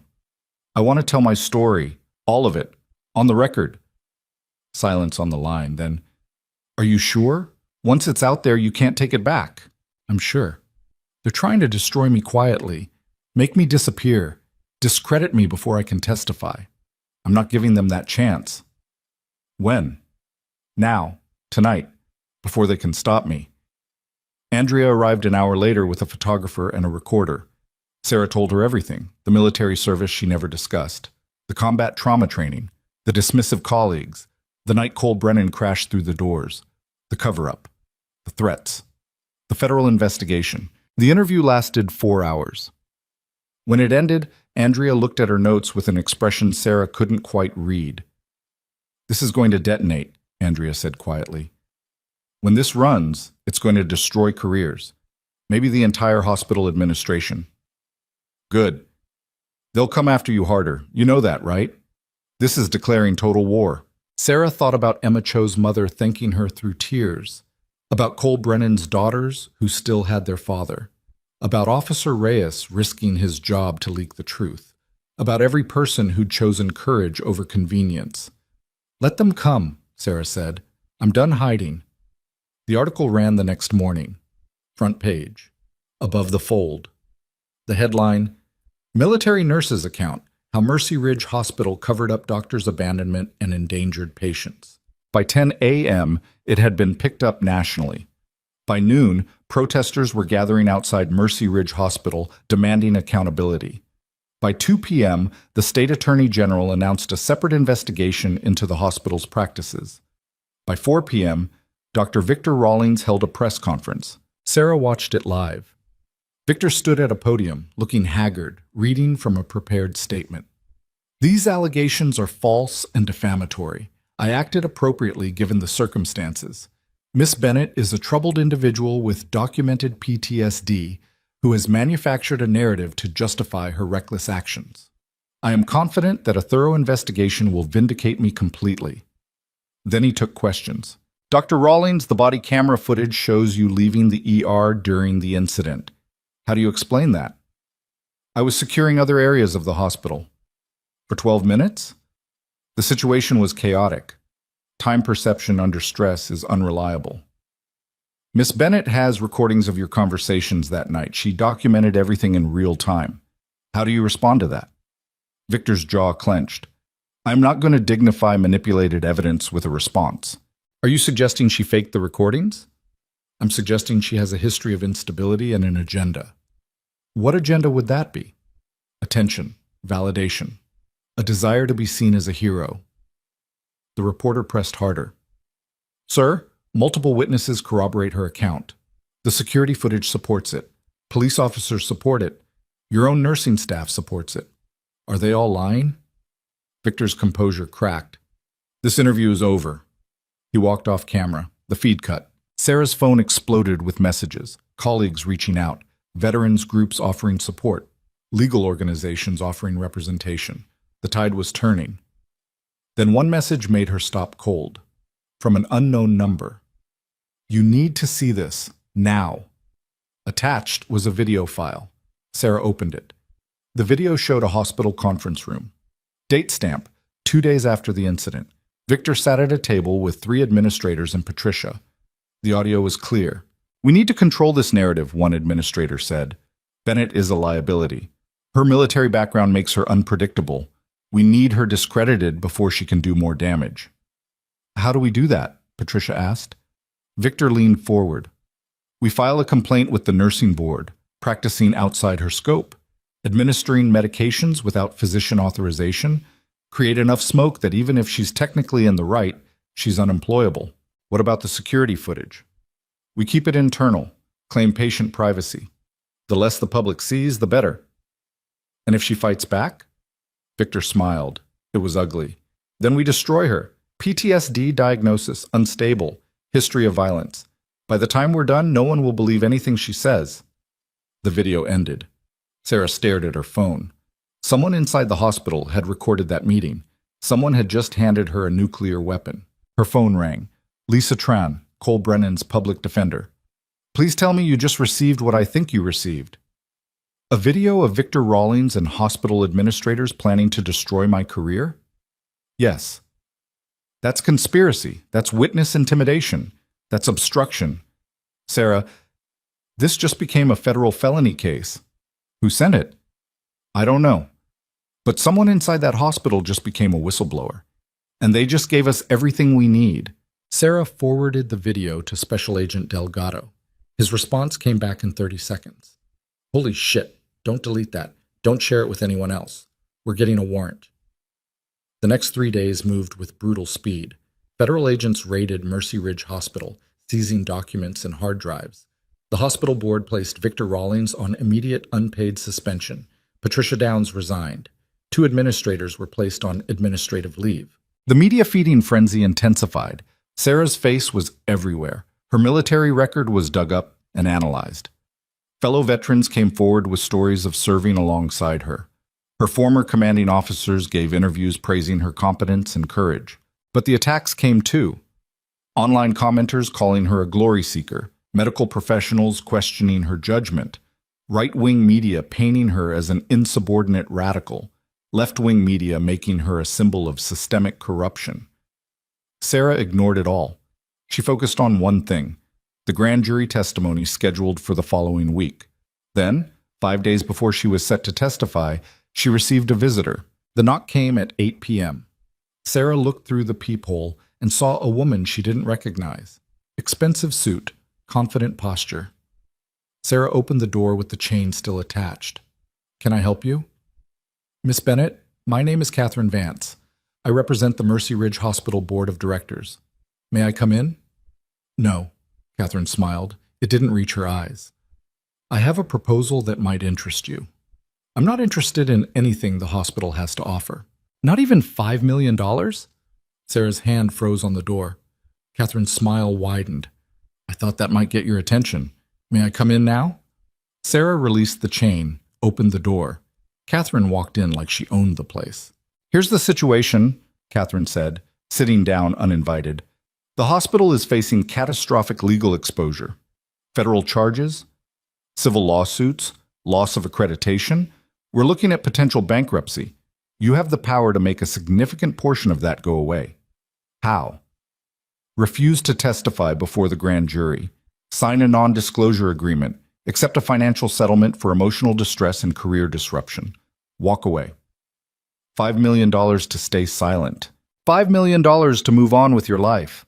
That's a lot of money, Miss Bennett. Enough to never work again if you don't want to. Enough to disappear. Start over somewhere far from Havenbrook. Sarah looked at her. And Dr. Rawlings? Would be quietly terminated, no fanfare, no prosecution, just gone. So he faces no consequences. The hospital admits no wrongdoing, and I disappear with a check. It's a clean solution. Everyone wins, except the next patient who gets abandoned, except the next nurse who tries to speak up, except everyone who believes the system works. Catherine's expression hardened. The system doesn't work, Miss Bennett. It never has. Justice is a fantasy we sell to keep people compliant. In reality, it's power and money and who has more of it. Right now, we have more. We can bury you in legal fees, drag your name through the mud for years, make sure you never work in healthcare again. Or you can take the money and walk away a winner. A winner? Yes. Sarah stood. Get out of my apartment. Miss Bennett, get out. Catherine stood slowly. You're making a mistake. The offer expires in 24 hours. After that, we go to war, and we will destroy you. You can try. After Catherine left, Sarah sat in silence for a long time. $5 million, financial security, the ability to disappear, to stop fighting. She thought about it for exactly 90 seconds. Then she called Special Agent Delgado and told him about the bribe. His response was immediate and vicious. They just committed federal witness tampering. We're arresting Catherine Vance tonight, and we're adding charges. The arrest started the next morning. Catherine Vance was taken into federal custody. 2 hospital board members were arrested at their homes. Patricia Downs was picked up at her sister's house in the next county. And at 10:47 a.m., federal agents arrived at Dr. Victor Rawlings' residence with an arrest warrant. Sarah watched the news footage of Victor being walked out in handcuffs. His face was gray. His eyes were empty. She felt nothing. No satisfaction, no vindication, just a cold, hollow acknowledgement that gravity had finally won. Her phone rang. Jennifer Brennan, the assistant U.S. attorney. The grand jury has been moved up. You testify tomorrow morning, 9 a.m., federal courthouse downtown. Be there. I will. Miss Bennett, what you're about to do, testifying against this much institutional power, it takes courage. Real courage. I want you to know that. I'm just telling the truth. In my experience, that's the hardest thing anyone can do. Sarah hung up. She looked around her apartment, the military photos on the wall, the sparse furniture, the life she'd built from nothing. Tomorrow, she'd walk into a federal courthouse and tell the world exactly what happened. She'd burn every bridge, close every door, make herself unemployable in the only profession she knew. But Emma Cho would be safe, Cole Brennan would be with his daughters, and the next nurse who recognized a crisis wouldn't be ignored. That had to be enough. Her phone buzzed one more time, a text from a number she didn't recognize. Don't go to the courthouse tomorrow. This is your last warning. Sarah deleted it. Then she packed a bag with her testimony notes, medical records, and voice recordings. At 8:45 p.m., there was a knock at her door. Hard, urgent, not the polite knock of a visitor. Sarah looked through the peephole and saw nothing. The hallway was empty. Then she smelled it. Smoke. Sarah grabbed her phone and testimony bag in one motion, already moving toward the door. The smoke was thickening fast, coming from underneath. She touched the doorknob, hot, not burning, and yanked it open. The hallway was filled with gray smoke. The fire alarm shrieked. Somewhere below, flames crackled. Sarah ran for the stairwell, coughing, eyes watering. Other residents were emerging from their apartments, confused and terrified. "Everyone out! Now!" Sarah shouted, herding them toward the stairs. An elderly man stumbled. She grabbed his arm, kept him moving. Down 3 flights through smoke that grew thicker with each step. They burst out into the night. Fire trucks were already arriving, sirens wailing. Sarah stood on the sidewalk watching flames lick out of a ground floor window. The building manager ran up to the fire chief, gesturing frantically. "How did it start?" the chief asked. "I don't know. The storage room just exploded." Sarah's phone rang. Delgado. "Are you out? How did you... We've had surveillance on your building since the bribe attempt. Our guys saw the smoke. Are you hurt?" "No, but my apartment is gone. I'm sorry." "But Sarah, this wasn't an accident.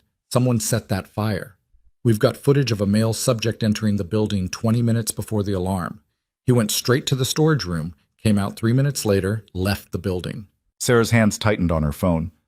"They tried to kill me. Or scare you, or destroy your testimony documents. Maybe all 3. Where's your testimony bag?" Sarah looked down. She was still clutching it. "I have it." "Good.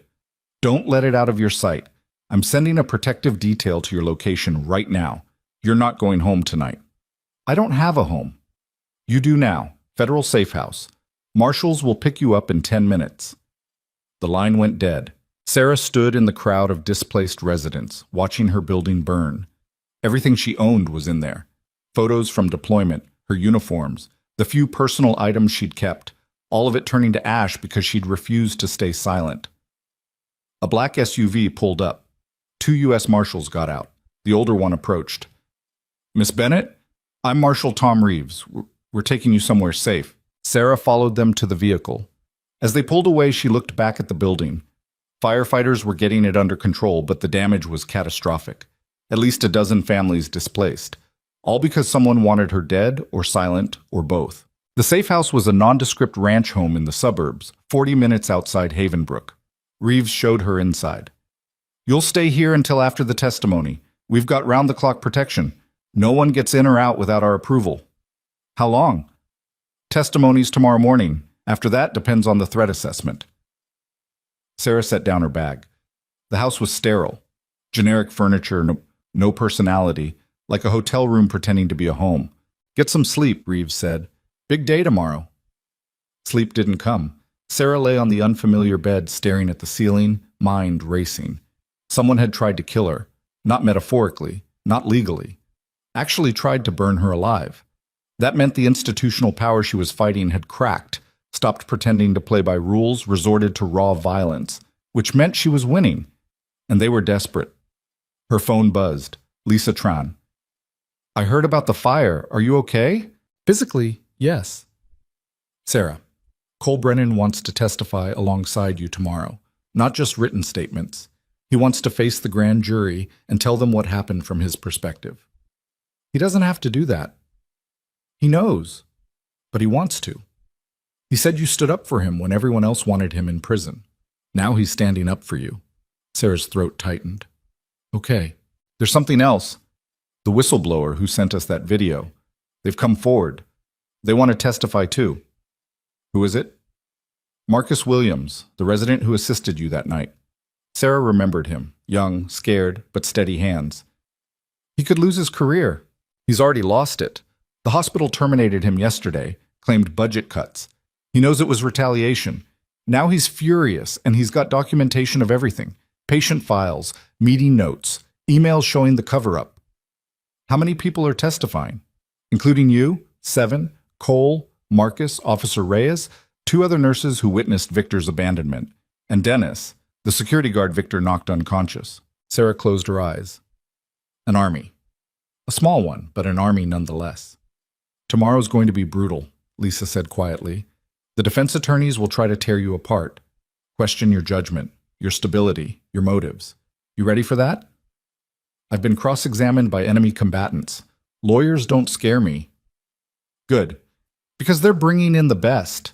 Mercy Ridge Hospital hired Davidson and Cole. They don't lose. After Lisa hung up, Sarah opened her testimony bag. Inside were the medical records, voice recordings, photographs, timeline documentation. She'd built a case that would stand up to any scrutiny, because that's what you did when you knew the opposition had more resources. You became unassailable. At 4 a.m., she gave up on sleep. She showered, dressed in the only clothes she had, jeans and a clean shirt one of the marshals had bought for her. She looked at herself in the mirror. No uniform, no armor, just a woman about to walk into a federal courthouse and declare war on institutional power. The marshals drove her downtown as dawn broke over Havenbrook. The federal courthouse was a massive concrete structure surrounded by protesters. Some held signs supporting her. Heroes wear scrubs. Justice for Sarah Bennett. Others opposed her. Respect doctors. Nurses aren't judges. Reeves guided her through a side entrance, avoiding the crowds.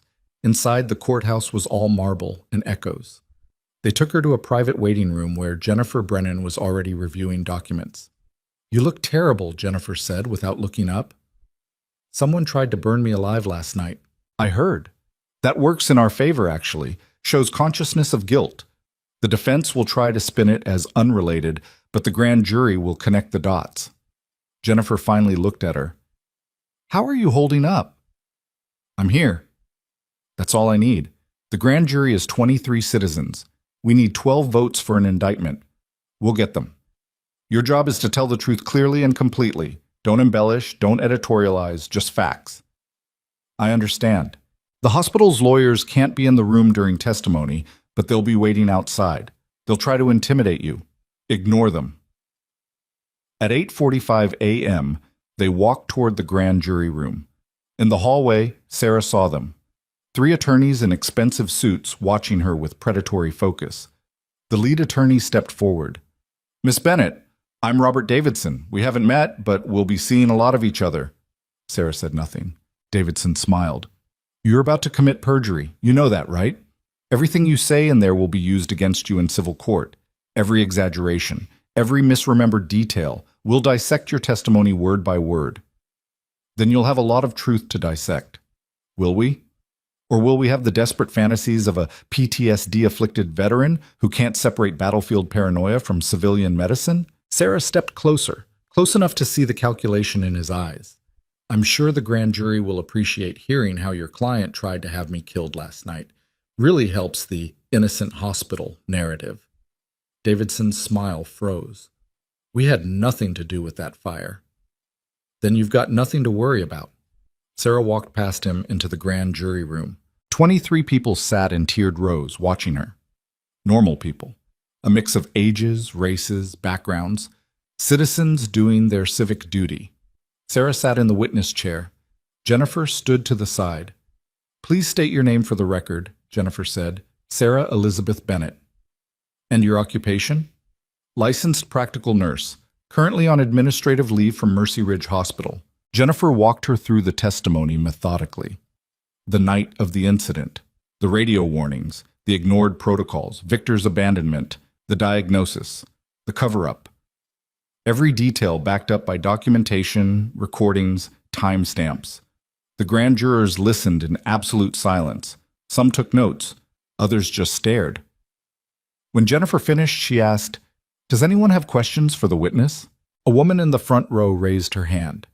"Miss Bennett, you said Dr. Rawlings was gone for 12 minutes. How do you know it was exactly 12 minutes? I timed it. I document everything during critical incidents. It's training from field medicine." A man in the back spoke up. "You administered sedation without a doctor's order. Isn't that illegal?" "Not under emergency scope of practice. When a patient presents an immediate danger and no physician is available to provide orders, advanced practice nurses with appropriate training can administer emergency medications. I have combat trauma certification and advanced emergency response training." "But you're an LPN, not an RN. Don't LPNs have more limited scope?" "In normal circumstances, yes, but emergency exceptions exist for life-threatening situations. And this qualified." Another juror asked, "Why didn't you just run? Everyone else did." Sarah was quiet for a moment.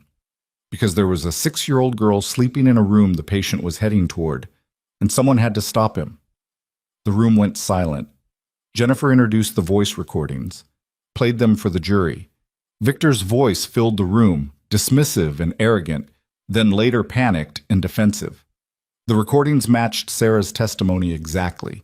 Then Jennifer played the security footage. The grand jury watched Victor flee, watched Sarah stand her ground, watched the takedown, the aftermath, the intubation, all of it documented in grainy black and white. When the footage ended, several jurors were visibly shaken. "Thank you, Miss Bennett," Jennifer said. "You may step down." Sarah left the room. In the hallway, Davidson was waiting. Compelling performance. It wasn't a performance. Everything's a performance. You think those jurors care about the truth? They care about the story. And you just told them a very compelling story. Then I guess you'll need a better one. Sarah walked away. The marshals took her to another waiting room. Over the next 4 hours, the other witnesses testified. Cole Brennan, Marcus Williams, Officer Reyes, the nurses, Dennis, the security guard. Each one added another piece to the mosaic of truth. At 2:30 p.m., Jennifer found Sarah. They're deliberating. How long does that usually take? Depends. Could be an hour, could be 5 minutes. These jurors looked pretty convinced. It took 18 minutes. Jennifer's phone rang. She listened, said nothing, hung up. Then she looked at Sarah with something like awe. They voted to indict. Unanimous. All 23 votes. Sarah felt her knees weaken. What are the charges? Dr. Victor Rawlings.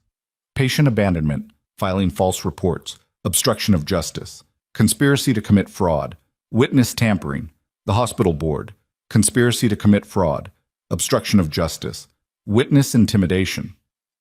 Catherine Vance. Attempted bribery of a federal witness.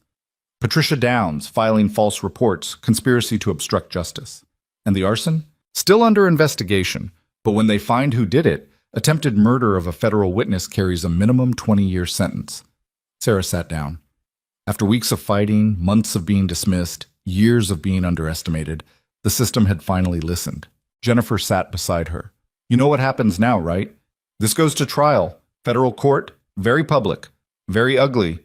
The defense will attack you with everything they have, your military record, your mental health, every decision you made that night. They'll try to prove you're unstable, reckless, a liability. Let them try.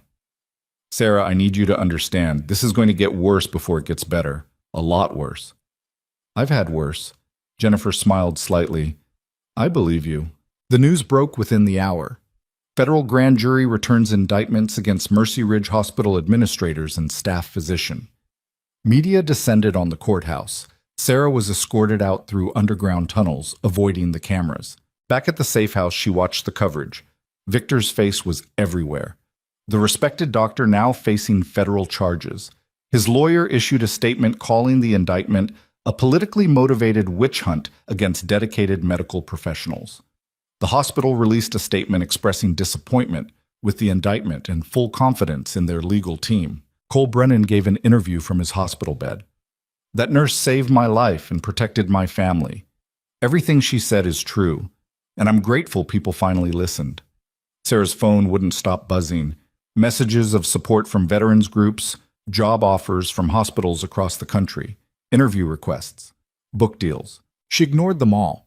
This wasn't about fame or money.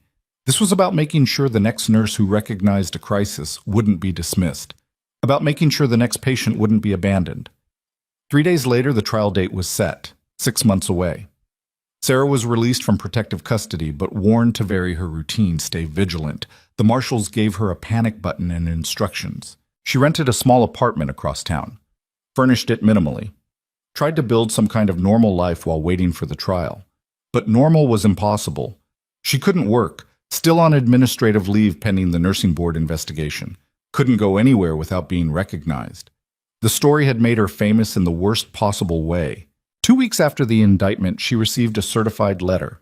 Mercy Ridge Hospital was suing her for defamation, breach of confidentiality, and intentional infliction of emotional distress, seeking $20 million in damages. Sarah showed the lawsuit to her attorney, a fierce woman named Rachel Diaz who'd taken her case pro bono. Rachel read it and laughed. This is desperation. They're trying to bankrupt you before trial. Standard intimidation tactic. Can they win? Not a chance. Truth is an absolute defense to defamation. Everything you said is documented and provable. But they can make it expensive and time-consuming. That's the point. So what do? We file a countersuit. Wrongful termination, retaliation, hostile work environment, and we ask for punitive damages. Rachel's smile was sharp. They want to play hardball? Fine, let's play. The countersuit hit the hospital 2 days later. The media ate it up. Nurse who stopped hospital attacker, now suing hospital for retaliation. The narrative was shifting. Sarah wasn't just a witness anymore. She was a plaintiff, a fighter. Then Marcus Williams went public. He did an interview with Andrea Walsh at the Havenbrook Chronicle, detailing everything he'd seen. The cover-up, the retaliation, the termination. He provided emails showing administrators explicitly discussing how to discredit Sarah. The article was devastating. By the next morning, 3 more nurses from Mercy Ridge had come forward with similar stories. Retaliation for reporting safety issues. Administrators pressuring them to falsify records. A culture of silence and fear. The story was bigger than Sarah now. It was about systemic corruption, about institutional power protecting itself at patients' expense, about healthcare workers too afraid to speak up. The state medical board opened an investigation into Mercy Ridge's practices. The Centers for Medicare and Medicaid Services threatened to revoke the hospital's funding. Insurance companies started dropping coverage. Mercy Ridge was collapsing.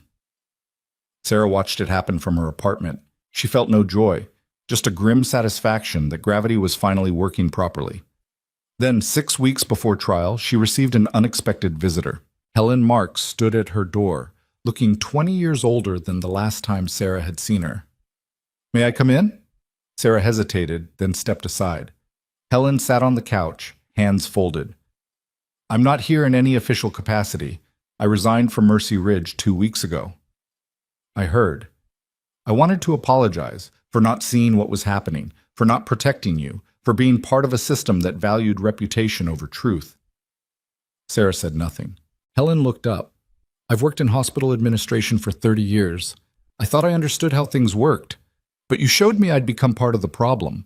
I'd learned to look away from inconvenient truths, to protect the institution instead of the people it was supposed to serve."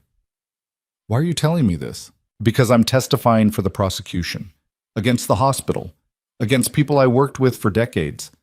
And I needed you to know it's because of you, because you showed me what integrity actually looks like.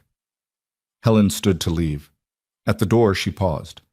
You're going to win this trial, not because you're perfect, but because you refuse to be silent. That matters more than people realize. After Helen left, Sarah sat in silence. The woman who'd once enforced the hospital's gag order was now a prosecution witness. The system was eating itself. 2 weeks before trial, Sarah received a call from Jennifer Brennan. We have a problem. What kind? The defense found something, your military medical records, specifically your psychological evaluation after discharge. It mentions PTSD, depression, anger management issues. Sarah's stomach dropped. Those are sealed. They were. Someone leaked them. We're investigating, but the damage is done. The defense is going to use this to paint you as unstable. They'll argue everything you did that night was trauma response, not medical judgment. That's bullshit. I know, but it's going to be their primary defense. The defense team is already leaking to friendly media. I've seen the headlines they're planting. Hero nurse or traumatized veteran. They're trying to shift the narrative. Sarah felt rage building in her chest. So what do? We own it. We put you on the stand and you talk about your service, your trauma, your treatment, your recovery. We take away their weapon by making it a strength. You're not hiding your past. You're explaining how it made you better at your job. You want me to talk about deployment in front of a jury. I want you to tell the truth. All of it. The things you've never talked about. The things that still wake you up at night, because that's what gives you the moral authority to stand there and say you were right.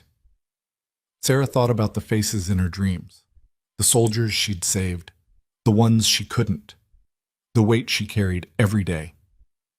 Okay, she said finally. I'll do it. The week before trial, Sarah met with Jennifer to prepare. They spent hours going through potential questions, hostile cross-examination, emotional triggers. They're going to ask about specific incidents, Jennifer warned. Combat situations, deaths, your breaking point. You need to be ready. I'll never be ready.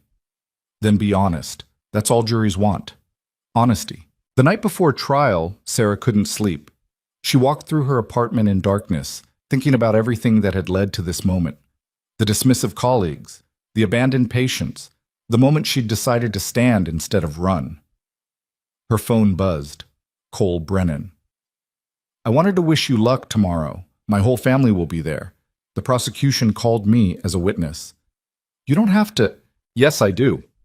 You stood up for me when I couldn't stand up for myself. Now it's my turn.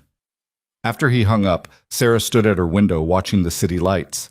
Somewhere out there, Victor Rawlings was probably doing the same thing, preparing his defense, planning his counterattack, convincing himself he was the victim. Let him. Sarah had spent her life fighting bigger enemies than one arrogant doctor. She'd fought insurgents, disease, death itself. She'd triaged mass casualties with mortars shaking the walls. She'd made impossible choices with limited resources. This trial wasn't about her anymore.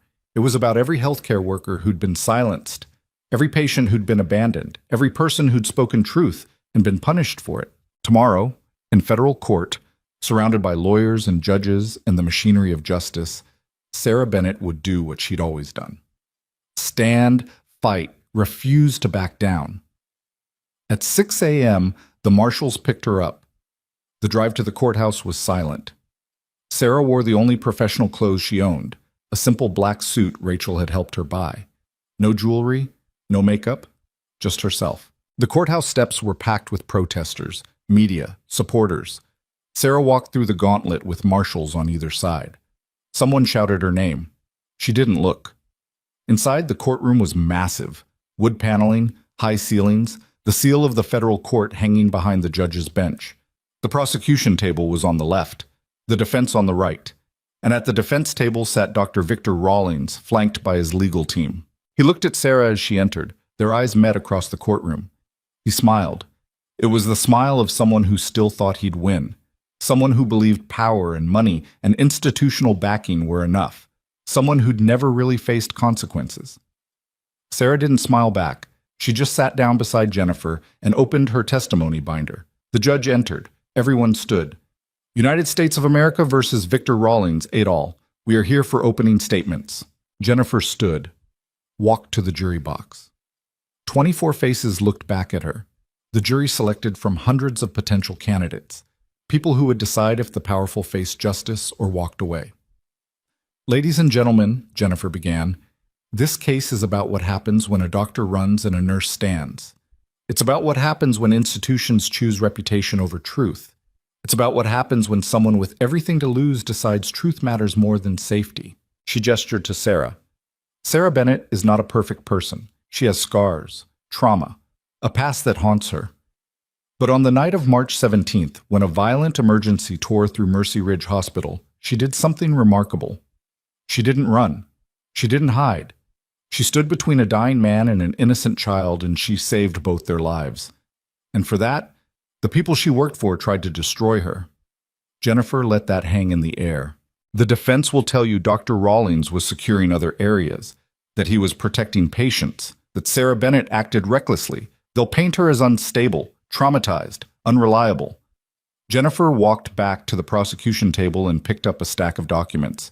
But we have something the defense doesn't have. The truth. Documented, recorded, witnessed. And by the end of this trial, you'll know exactly what happened that night.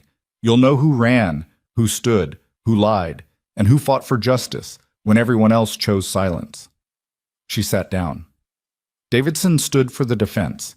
His opening statement was smooth, polished, designed to plant doubt.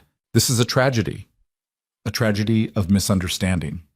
Dr. Rawlings is a dedicated physician who made split-second decisions during a chaotic emergency. Miss Bennett is a troubled veteran who brought battlefield instincts into a civilian hospital. The collision of these two realities created a narrative of heroes and villains. But reality is more complex. By the end of this trial, you'll see Dr. Rawlings not as a coward, but as a professional who made difficult choices. And you'll see Miss Bennett not as a hero, but as someone whose trauma distorted her perception of events. Sarah watched the jury. Some were nodding, others looked skeptical. This would be decided by who they believed, not what the evidence showed, who they trusted. Jennifer called her first witness, Officer David Reyes. He walked to the stand, sworn in, and told his story. The body camera footage was played. The jury watched Cole Brennan crash through the hospital doors, watched Sarah stand her ground, watched Victor flee. The footage didn't lie. Under cross-examination, Davidson tried to suggest Reyes had leaked evidence illegally, compromising the investigation. Reyes didn't flinch. I released that footage because a sick man was about to be prosecuted for having a medical emergency. That's not illegal. That's justice. Next came Marcus Williams. He testified about Victor's complete failure to diagnose fat embolism syndrome, about the pressure to support the hospital's narrative, about being fired for telling the truth. Then the nurses who'd witnessed everything. Then Dennis, still recovering from his injuries. Each witness added another brick to the wall of evidence. By the end of day 2, the prosecution's case was overwhelming. Then Jennifer called Sarah to the stand. Sarah walked to the witness box, raised her right hand, swore to tell the truth. She sat down, looked at the jury. 24 strangers who would decide her vindication or destruction. Jennifer stood. Please state your name for the record. Sarah Elizabeth Bennett. And your occupation? I'm a nurse. Currently unemployed due to retaliation for reporting medical negligence. Davidson objected. The judge sustained it. Jennifer rephrased. For the next 3 hours, Sarah told her story. Every detail, every decision, every moment of the night that changed everything. The jury listened in silence. When Jennifer finished, Davidson stood for cross-examination. Miss Bennett, you have PTSD, correct? I've been diagnosed with post-traumatic stress disorder. Yes. And you suffer from flashbacks, nightmares, hypervigilance? I did. Treatment helped significantly. But you still have symptoms. Manageable ones. When you saw Cole Brennan charge at you, did you have a flashback to combat? Sarah paused. This was the trap. If she said yes, she was unstable. If she said no, she was lying. She chose honesty. No. I recognized him as a patient in neurological crisis. My training, both military and civilian, taught me to assess threats accurately. He wasn't a threat. He was dying. But your military training is combat training, designed to neutralize enemies. It's trauma training, designed to save lives under impossible conditions, which is exactly what I did. Davidson pressed harder. You administered sedation without authorization, intubated a patient outside your scope. Isn't that playing God?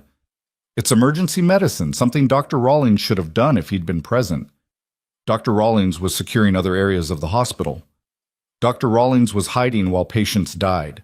The courtroom erupted. The judge called for order. Davidson's face went red. Your Honor, the witness is telling the truth, Sarah cut him off, which is what I swore to do. The judge looked at Sarah over his glasses. Miss Bennett, please just answer the questions asked. Yes, Your Honor. Davidson tried a different angle. You have a history of conflict with authority figures, don't you? I have a history of questioning bad decisions. That's not the same thing. You were reprimanded twice during your military service for insubordination.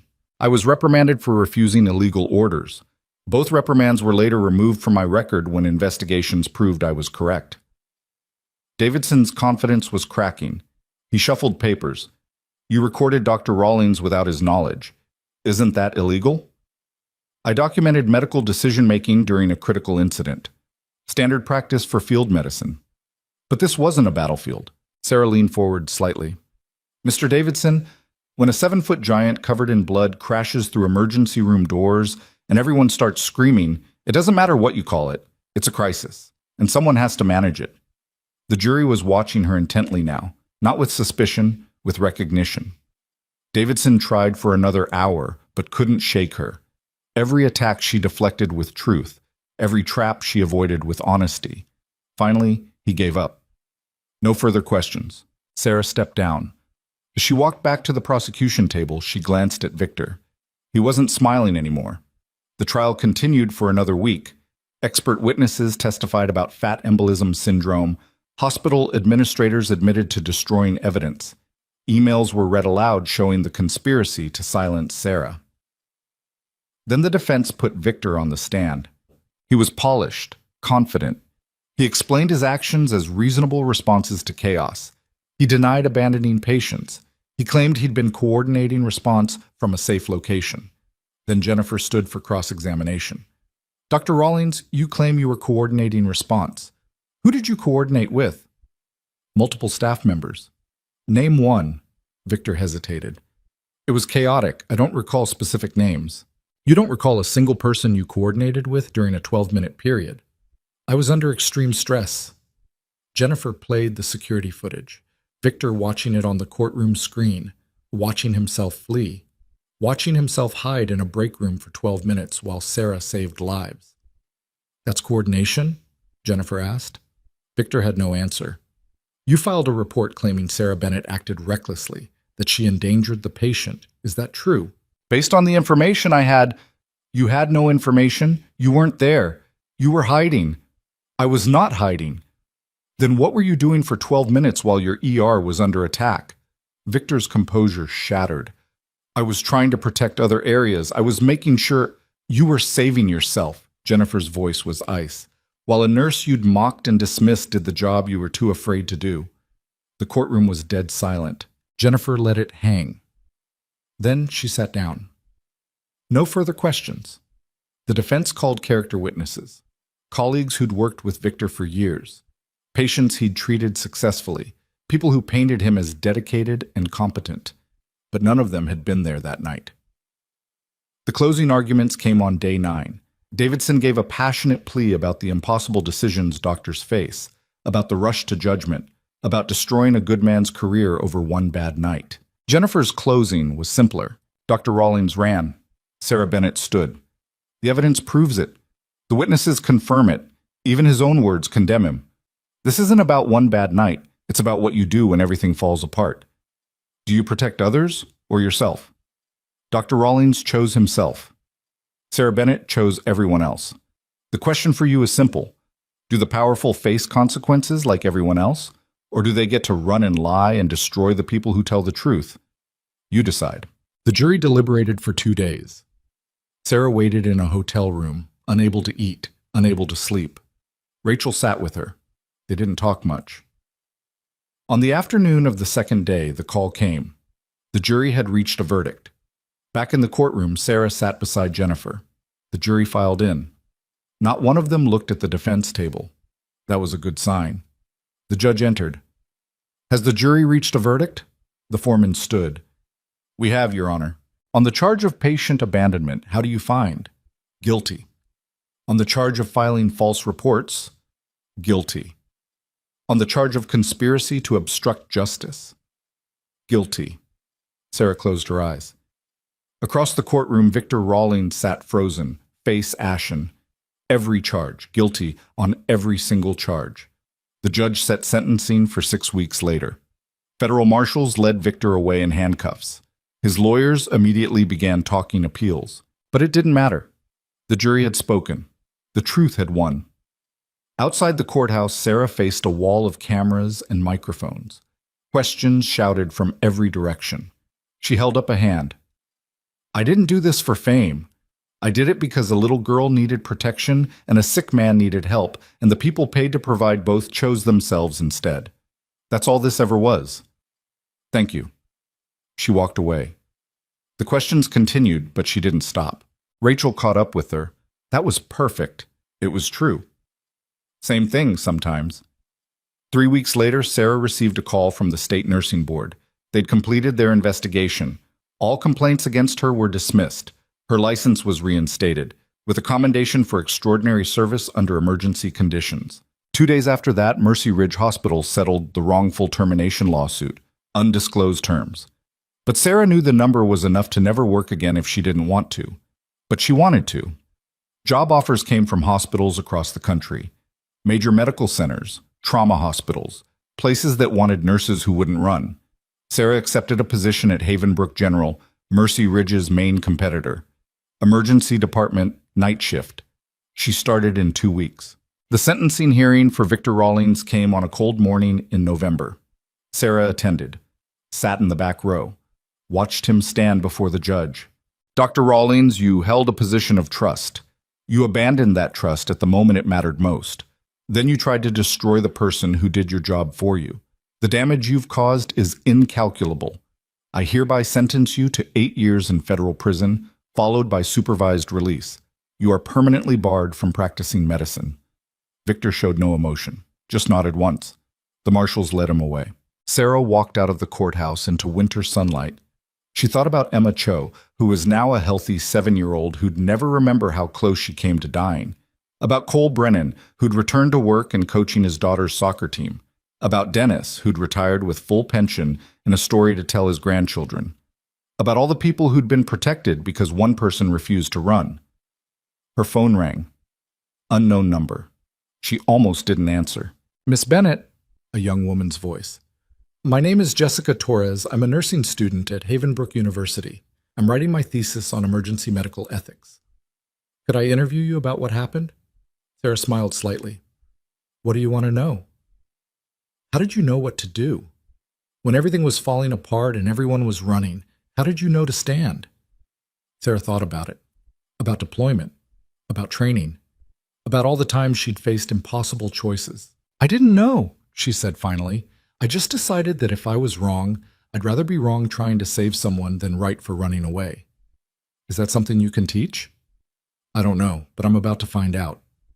After the call ended, Sarah stood on the courthouse steps, looking out at the city. Somewhere in Havenbrook, nurses were starting their shifts. Doctors were making decisions. Patients were hoping someone would fight for them. And now they knew someone would. Sarah Bennett walked down the steps toward her car. She had a shift starting in 6 hours.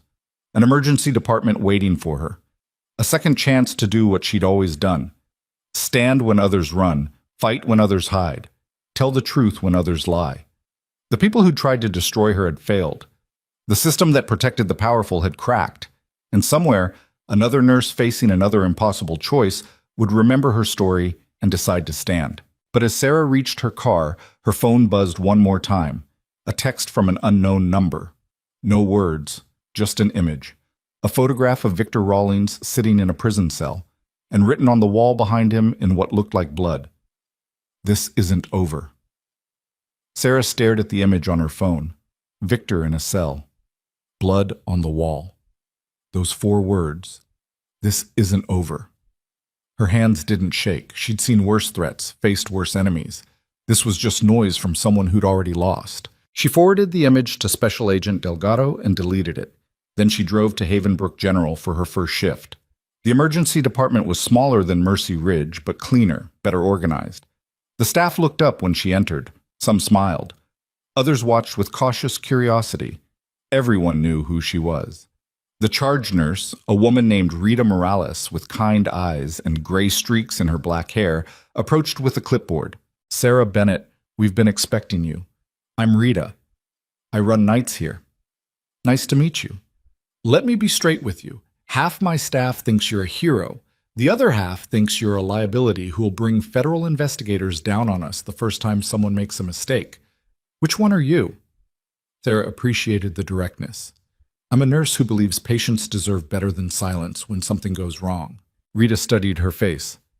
"Good enough. Your patient assignment is beds 12 through 18.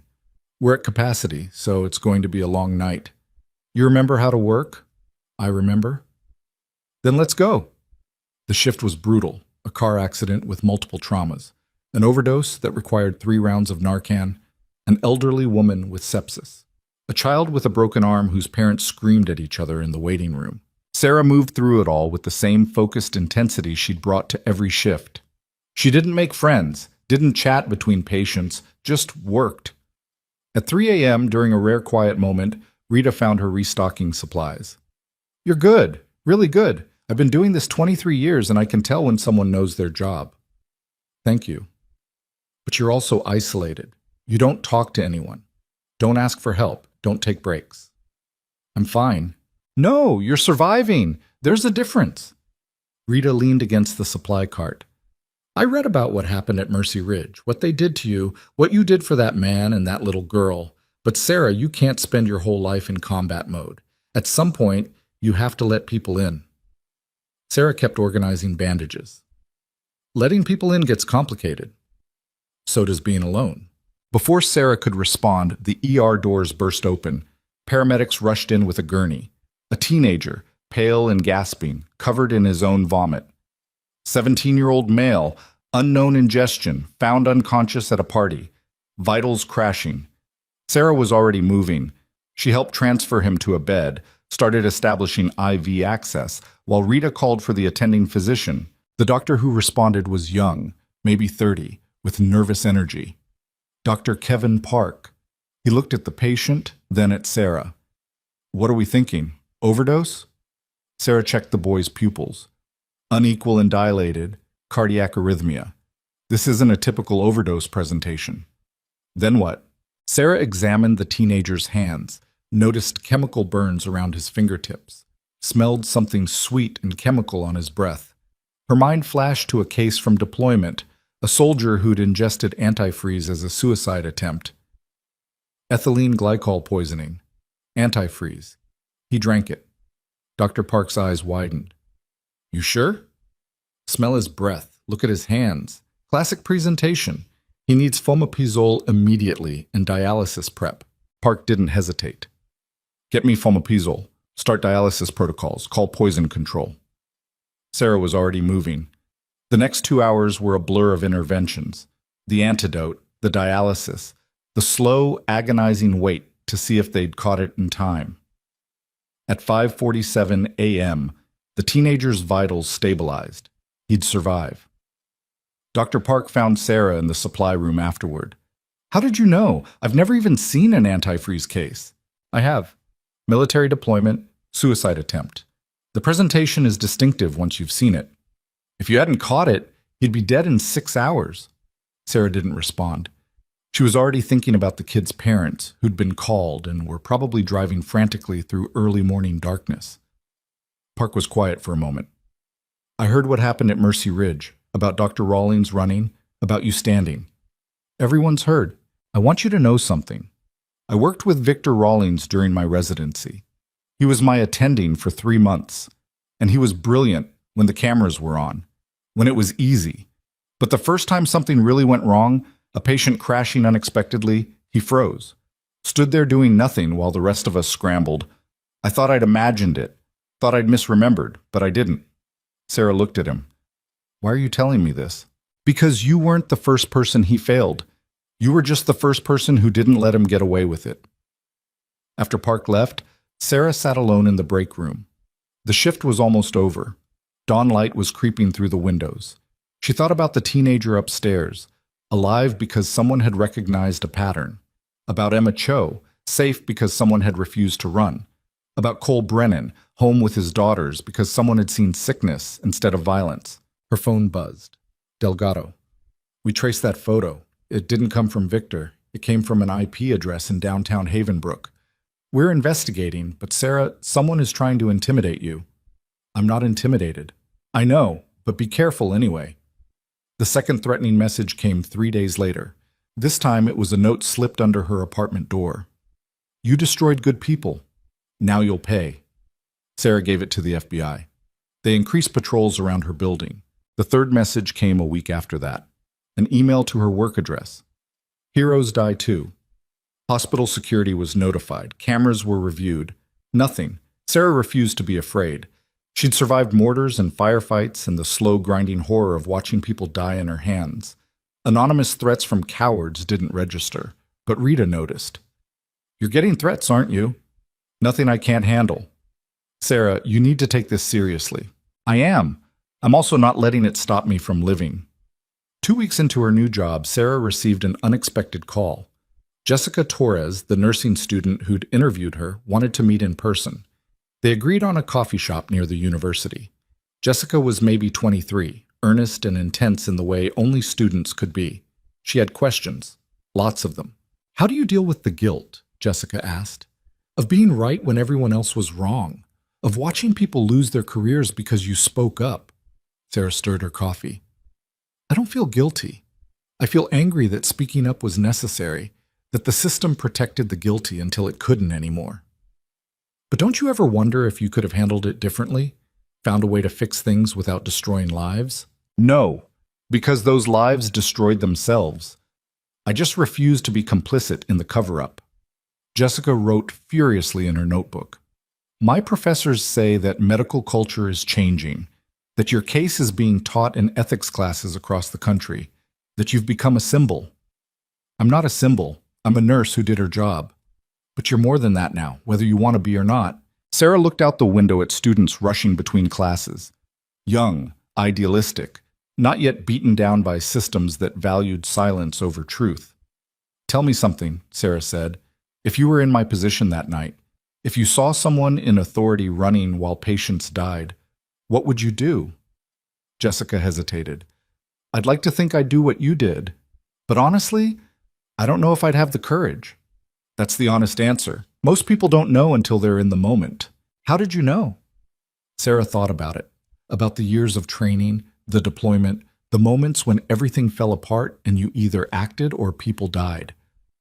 I didn't know. I just decided that living with the consequences of speaking up was easier than living with the consequences of staying silent. After Jessica left, Sarah sat alone nursing cold coffee. A man approached her table, late 40s, expensive suit, careful movements. Miss Bennett? I'm sorry to interrupt. My name is Thomas Green. I'm the chief medical officer at St. Catherine's Hospital in Chicago. Sarah's guard went up. Okay. I wanted to meet you in person, to offer you a position, director of emergency medicine. Significant salary increase, full benefits, relocation assistance. I just started at Havenbrook General. I know, but St. Catherine's is one of the largest trauma centers in the Midwest. We need someone with your experience, your judgment, your willingness to stand up to authority when patient safety is at stake. Sarah studied him. You want me because I'm famous. Good PR. Green smiled slightly. I want you because you're competent. The fame is just proof that you'll do the right thing, even when it costs you everything. That's the kind of leader we need. I'm not a leader. I'm a staff nurse. You became a leader the moment you stood in front of Cole Brennan, whether you wanted to or not. Sarah didn't commit. She thanked him and said she'd think about it. But she wouldn't. Havenbrook was home now. Running to another city felt like retreat. 3 weeks later, the final threat arrived. This time, it was direct. Sarah was leaving the hospital after a night shift when a car pulled up beside her in the parking garage. The window rolled down. A man she didn't recognize leaned out. "You Sarah Bennett?" "Who's asking?" "Someone who thinks you need to learn what happens to people who destroy families." He pulled out a gun. Sarah's combat instincts took over instantly. She dropped behind a concrete pillar as the first shot cracked through the garage. Glass shattered. Car alarm screamed. She ran, not away, toward. Around the pillar, staying low, using vehicles for cover. The shooter fired twice more. Both shots went wide. Sarah reached a parked truck, yanked open the door, grabbed the tire iron from the bed. The shooter was reloading, hands shaking. Amateur. Angry, but untrained. She came around the truck fast. The shooter saw her too late. Sarah swung the tire iron into his gun hand. The weapon clattered to the concrete. She swept his legs, dropped him hard, pinned him with a knee to his spine. "Don't move." Security came running. Police arrived within minutes. The shooter was arrested, still gasping in pain. In the interrogation room later, Sarah watched through one-way glass as he broke almost immediately. His name was Derek Simmons. He was Patricia Downs' nephew. She'd convinced him that Sarah had destroyed her career for no reason, that she was a glory-seeking liar who'd ruined good people's lives.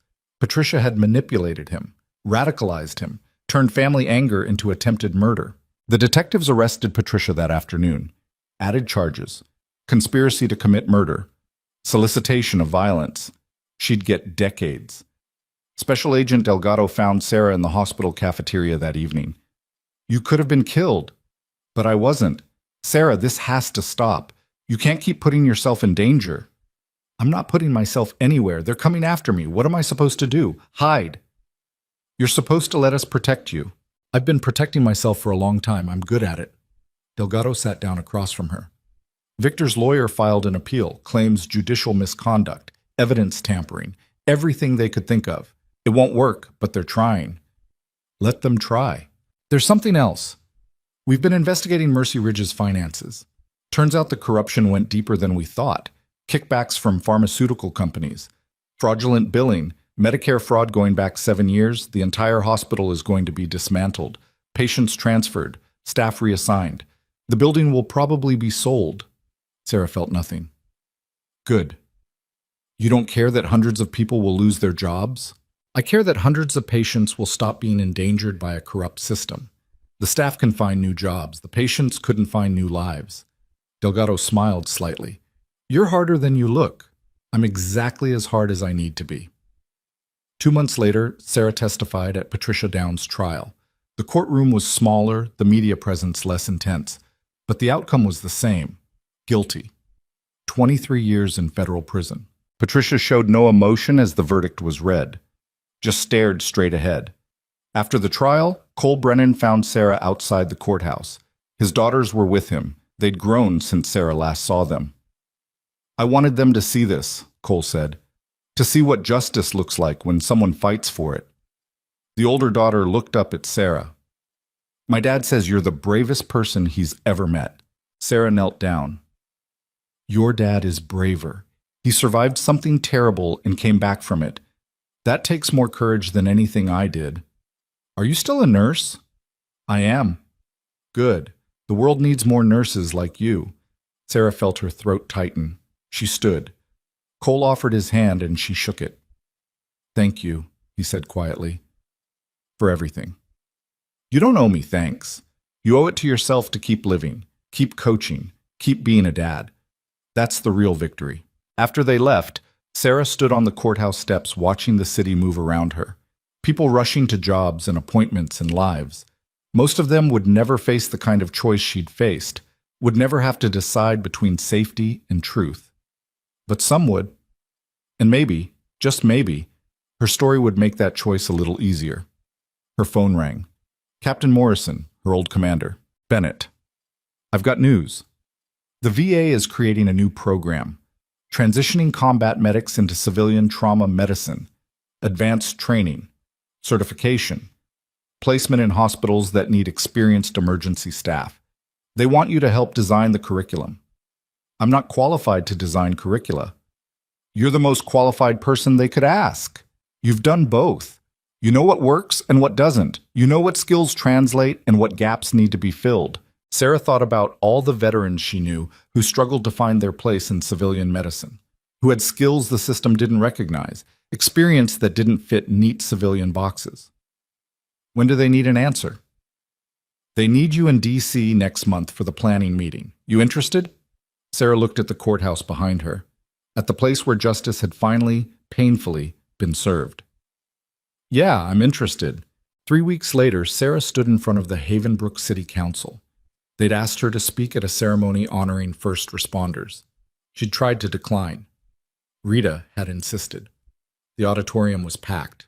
Police, firefighters, paramedics, nurses, regular citizens who'd heard her story. The mayor, a competent woman named Diane Fletcher, introduced her. Sarah Bennett needs no introduction, but she deserves recognition for courage, for integrity, for showing us what it means to stand up when everyone else sits down. Sarah approached the podium, looked out at hundreds of faces. I'm not good at speeches, she began. I'm better at doing than talking, but I was asked to say something about courage, so here it is. She paused, gathering her thoughts. Courage isn't jumping in front of bullets. It's not dramatic last stands. Real courage is quieter than that. It's showing up to a job where everyone dismisses you and doing it anyway. It's speaking up when silence would be easier. It's standing in front of someone who terrifies you because someone behind you is more terrified. The room was silent. The night Cole Brennan came through those doors, I wasn't brave. I was terrified. But I'd learned something in the military that applies everywhere. Someone has to go first. Someone has to be the one who doesn't run. Because if everyone runs, people die. She looked at the nurses in the audience. I'm not special. I'm not a hero. I'm a nurse who got tired of watching systems protect themselves instead of the people they're supposed to serve. And I'm standing here telling you that speaking up is possible. It's hard. It'll cost you, but it's possible. She stepped away from the podium. The applause started slow, then built. People stood. The ovation lasted 2 minutes. Sarah didn't feel triumphant. She felt exposed, vulnerable, but also lighter somehow, like a weight she'd carried for years had finally shifted.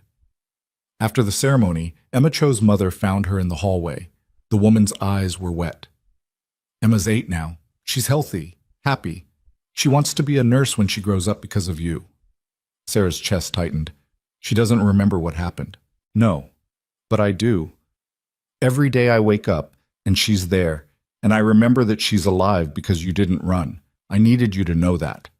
After the woman left, Sarah stood alone in the empty hallway. She thought about Emma, about Cole, about all the people who'd been saved because one person refused to be silent. That was enough. It had to be enough. 6 months after Victor's conviction, Sarah received one final piece of news. His appeal had been denied, every charge upheld. He'd serve his full sentence, 8 years. And when he got out, he'd never practice medicine again. Sarah felt nothing, no satisfaction, no vindication, just a quiet acknowledgement that the world worked correctly, sometimes when enough people refused to let it work incorrectly. She was at Havenbrook General when the news came, middle of a shift, a trauma coming in, car accident, multiple casualties. Sarah moved with her team, directing care, managing chaos, doing what she'd always done, saving lives while the world burned around her. Rita worked beside her, their movements synchronized from months of shifts together. When the trauma stabilized, Rita looked at her. You heard about the appeal? Yeah. How do you feel? Sarah thought about it. I feel like I can finally stop looking over my shoulder. Good, because I need you focused. We've got 3 more ambulances inbound. Sarah smiled slightly. This was her life now. Not courtrooms and federal agents and threats in the dark. Just nursing. Just saving lives. Just doing the work. And it was enough. A year after everything started, Sarah was offered the Director of Emergency Medicine position at Havenbrook General. Rita was retiring. The hospital needed someone strong. Sarah accepted. Her first day in the new role, she stood in front of the entire emergency department staff. Nurses, doctors, techs, security, everyone. I'm not here to make friends, she began. I'm here to make sure patients get the best care possible. If you see something wrong, you speak up.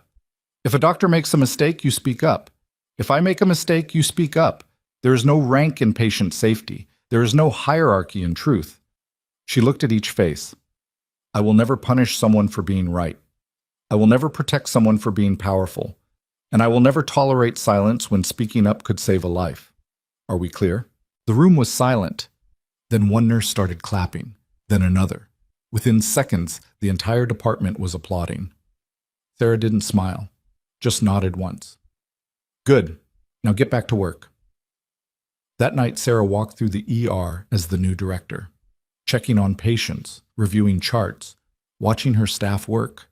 She stopped at the entrance where, over a year ago, she'd stood in front of Cole Brennan and decided truth mattered more than safety. The doors had been replaced, the glass was new, but the memory remained. Her phone buzzed. A text from Jessica Torres, the nursing student. She'd graduated, passed her boards, gotten a job at a major trauma center. I just stopped a doctor from discharging a patient with early sepsis symptoms. He was angry. I stood my ground, saved her life. You were right. You don't know if you can do it until you do it. Thank you for showing me it's possible. Sarah read the message twice. Then she typed back, You didn't learn it from me. You already had it in you. I just showed you it was okay to use it. She put her phone away and walked back into the ER. Another shift, another night, another chance to do the work that mattered. 2 years after the trial, Sarah stood on a stage in Washington, D.C., the VA ceremony honoring the new Combat Medic Transition Program, the program she'd helped design, the program that would help hundreds of veterans find their place in civilian medicine. Captain Morrison stood beside her. He'd helped push the program through military bureaucracy. You did this, he said quietly. You made this happen. We made it happen. No, you stood up when it mattered. Everything else followed from that. Sarah looked out at the audience.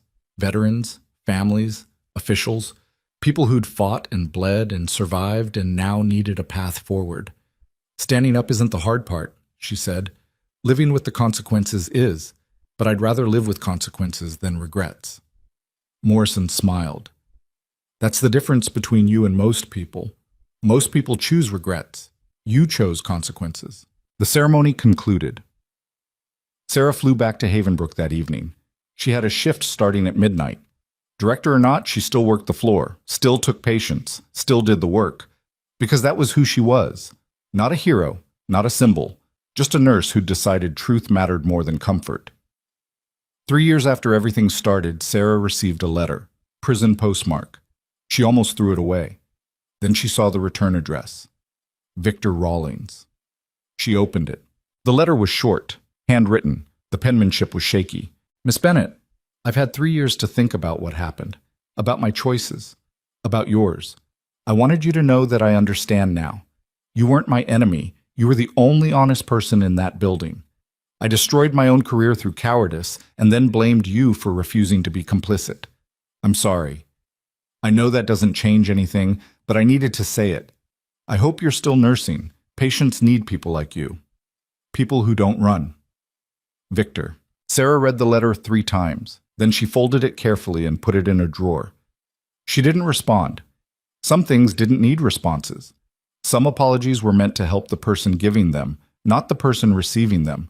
But it was something, an acknowledgement, a closing of a circle.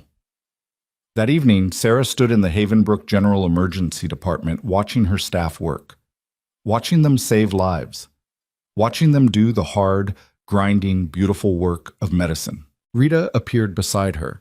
She hadn't retired after all, had taken a part-time consulting role instead. You've built something good here, Rita said. We've built it. No, you set the standard. Everyone else just follows it. Sarah watched a young nurse, maybe 25, confidently challenge an attending physician about a medication dosage. The nurse was right. The doctor, to his credit, checked and corrected the order. That wouldn't have happened 3 years ago, Rita said. Nurses were too afraid to speak up. You changed that. I just showed them it was possible. Sometimes that's all people need. Sarah's pager went off. Trauma incoming. Multiple casualties, mass shooting at a downtown office building. She was already moving, the entire department mobilized. Doctors, nurses, techs, everyone doing their part in the chaotic dance of emergency medicine. The first patient came through the doors, then the second, then 5 more. Blood and screaming and desperate attempts to stem the bleeding. Sarah moved through it all with the same focused intensity she'd brought to every crisis, directing care, making decisions, saving lives. A young resident froze, overwhelmed by the chaos. Sarah grabbed his shoulder. Breathe, focus, you know what to do. Now do it. The resident nodded, steadied, went back to work. 4 hours later, the trauma was over. 6 patients saved, 2 lost. The ones who didn't make it had been too far gone before they arrived. Nothing anyone could have done. Sarah sat in the break room at 4 a.m., hands shaking from exhaustion. Dr. Park found her there. That was intense. It always is. You saved at least 3 of those patients personally. Your calls, your decisions. Sarah didn't respond. She was thinking about the 2 they'd lost, about their families, about the phone calls they'd received in the middle of the night. Sarah, you can't save everyone. I know, doesn't make it easier. Park sat beside her. I've been watching you for 3 years now. You carry every patient, every loss. You think I don't see it, but I do. What's your point? My point is that you're allowed to be human. You're allowed to grieve. You don't have to be the unbreakable combat nurse all the time. Sarah looked at him. If I let myself feel everything I've lost, I'd never stop falling apart. So I compartmentalize. I function. I save the ones I can. And that's enough? It has to be. Park stood to leave. At the door, he paused. For what it's worth, I'm glad you're here. This department, this hospital, we're better because of you. After he left, Sarah sat alone in the silence. She thought about all the paths that had led here, the deployment, the trauma, the night Cole Brennan crashed through those doors, the decision to speak up, the trials, the threats, the vindication. All of it had led to this moment, to this life, to this purpose. She pulled out her phone and looked at the photos she kept there. Emma Cho, now 9 years old, smiling at her school science fair. Cole Brennan coaching his daughter's soccer team. Marcus Williams, the resident who'd testified, now running his own emergency department in Seattle. Officer Reyes, promoted to detective, still fighting for truth. Jessica Torres, the student who'd become a nurse, saving lives in her own right. All these people, all these lives, connected by one night when someone refused to run. Sarah stood. Her shift was ending. Dawn was breaking over Havenbrook. She walked out of the hospital into morning light. A woman approached her in the parking lot, maybe 30. Scrubs, nervous energy. Miss Bennett? I'm sorry to bother you. I just started here, emergency department. It's my first week. Okay. I wanted to tell you something. 5 years ago, I was pre-med, planning to be a doctor. Then I read about what happened at Mercy Ridge, about you, about how you stood up, and I realized I didn't want to be a doctor. I wanted to be a nurse. I wanted to be the person at the bedside, the person who doesn't leave. Sarah looked at this young woman, saw herself 5 years ago, 10 years ago, saw every nurse who'd ever had to choose between silence and truth. What's your name? Amanda. Amanda Price. Amanda, I'm going to tell you something I wish someone had told me. This job will break your heart. You'll lose patients you fought to save. You'll see people make terrible decisions. You'll face pressure to stay silent when speaking up could cost you everything. Amanda's face fell slightly. But, Sarah continued, you'll also save lives, real lives. You'll be there in people's worst moments and you'll give them hope. You'll stand between death and the people you're sworn to protect. And that matters. That matters more than anything. Amanda smiled. That's why I'm here. Good. Then welcome to Havenbrook General. Work hard. Speak up. Don't let anyone make you small. Sarah walked to her car. Before she got in, she looked back at the hospital, at the emergency department where she'd rebuilt her life, where she'd proven that speaking up was possible, where she'd shown that institutional power could be challenged and defeated. The building looked ordinary, just concrete and glass and fluorescent lights. But inside, lives were being saved, truth was being honored, and nurses were learning they could stand up without being destroyed. That was her legacy. Not the trials or the headlines or the federal indictments. This. The quiet revolution of people refusing to be silent. Sarah got in her car and drove home. She had the next 2 days off. Then she'd be back. Always back. Because this was who she was. A nurse. A fighter. Someone who'd learned the hard way that silence was complicity and speaking up was survival. And somewhere in Havenbrook, in hospitals across the country, in medical schools and emergency departments and trauma centers, people were learning that truth could win, that courage was possible, that one person standing could change everything. Not because Sarah Bennett was special, but because she'd proven that ordinary people could do extraordinary things when they refused to run. And that was a lesson worth every scar, every sleepless night, every moment of fear and doubt and grinding exhaustion. Because in the end, the only thing that mattered was this. When chaos came and everyone else scattered, someone stood, someone fought, someone refused to let evil win through silence, and that someone could be anyone. Could be the quiet nurse everyone dismissed, could be the veteran no one understood, could be the person who looked least likely to become a hero. All it took was one moment, one decision, one refusal to run. Sarah Bennett had made that choice. And in making it, she'd shown millions of others that they could make it too. That was enough. That was everything. That was justice.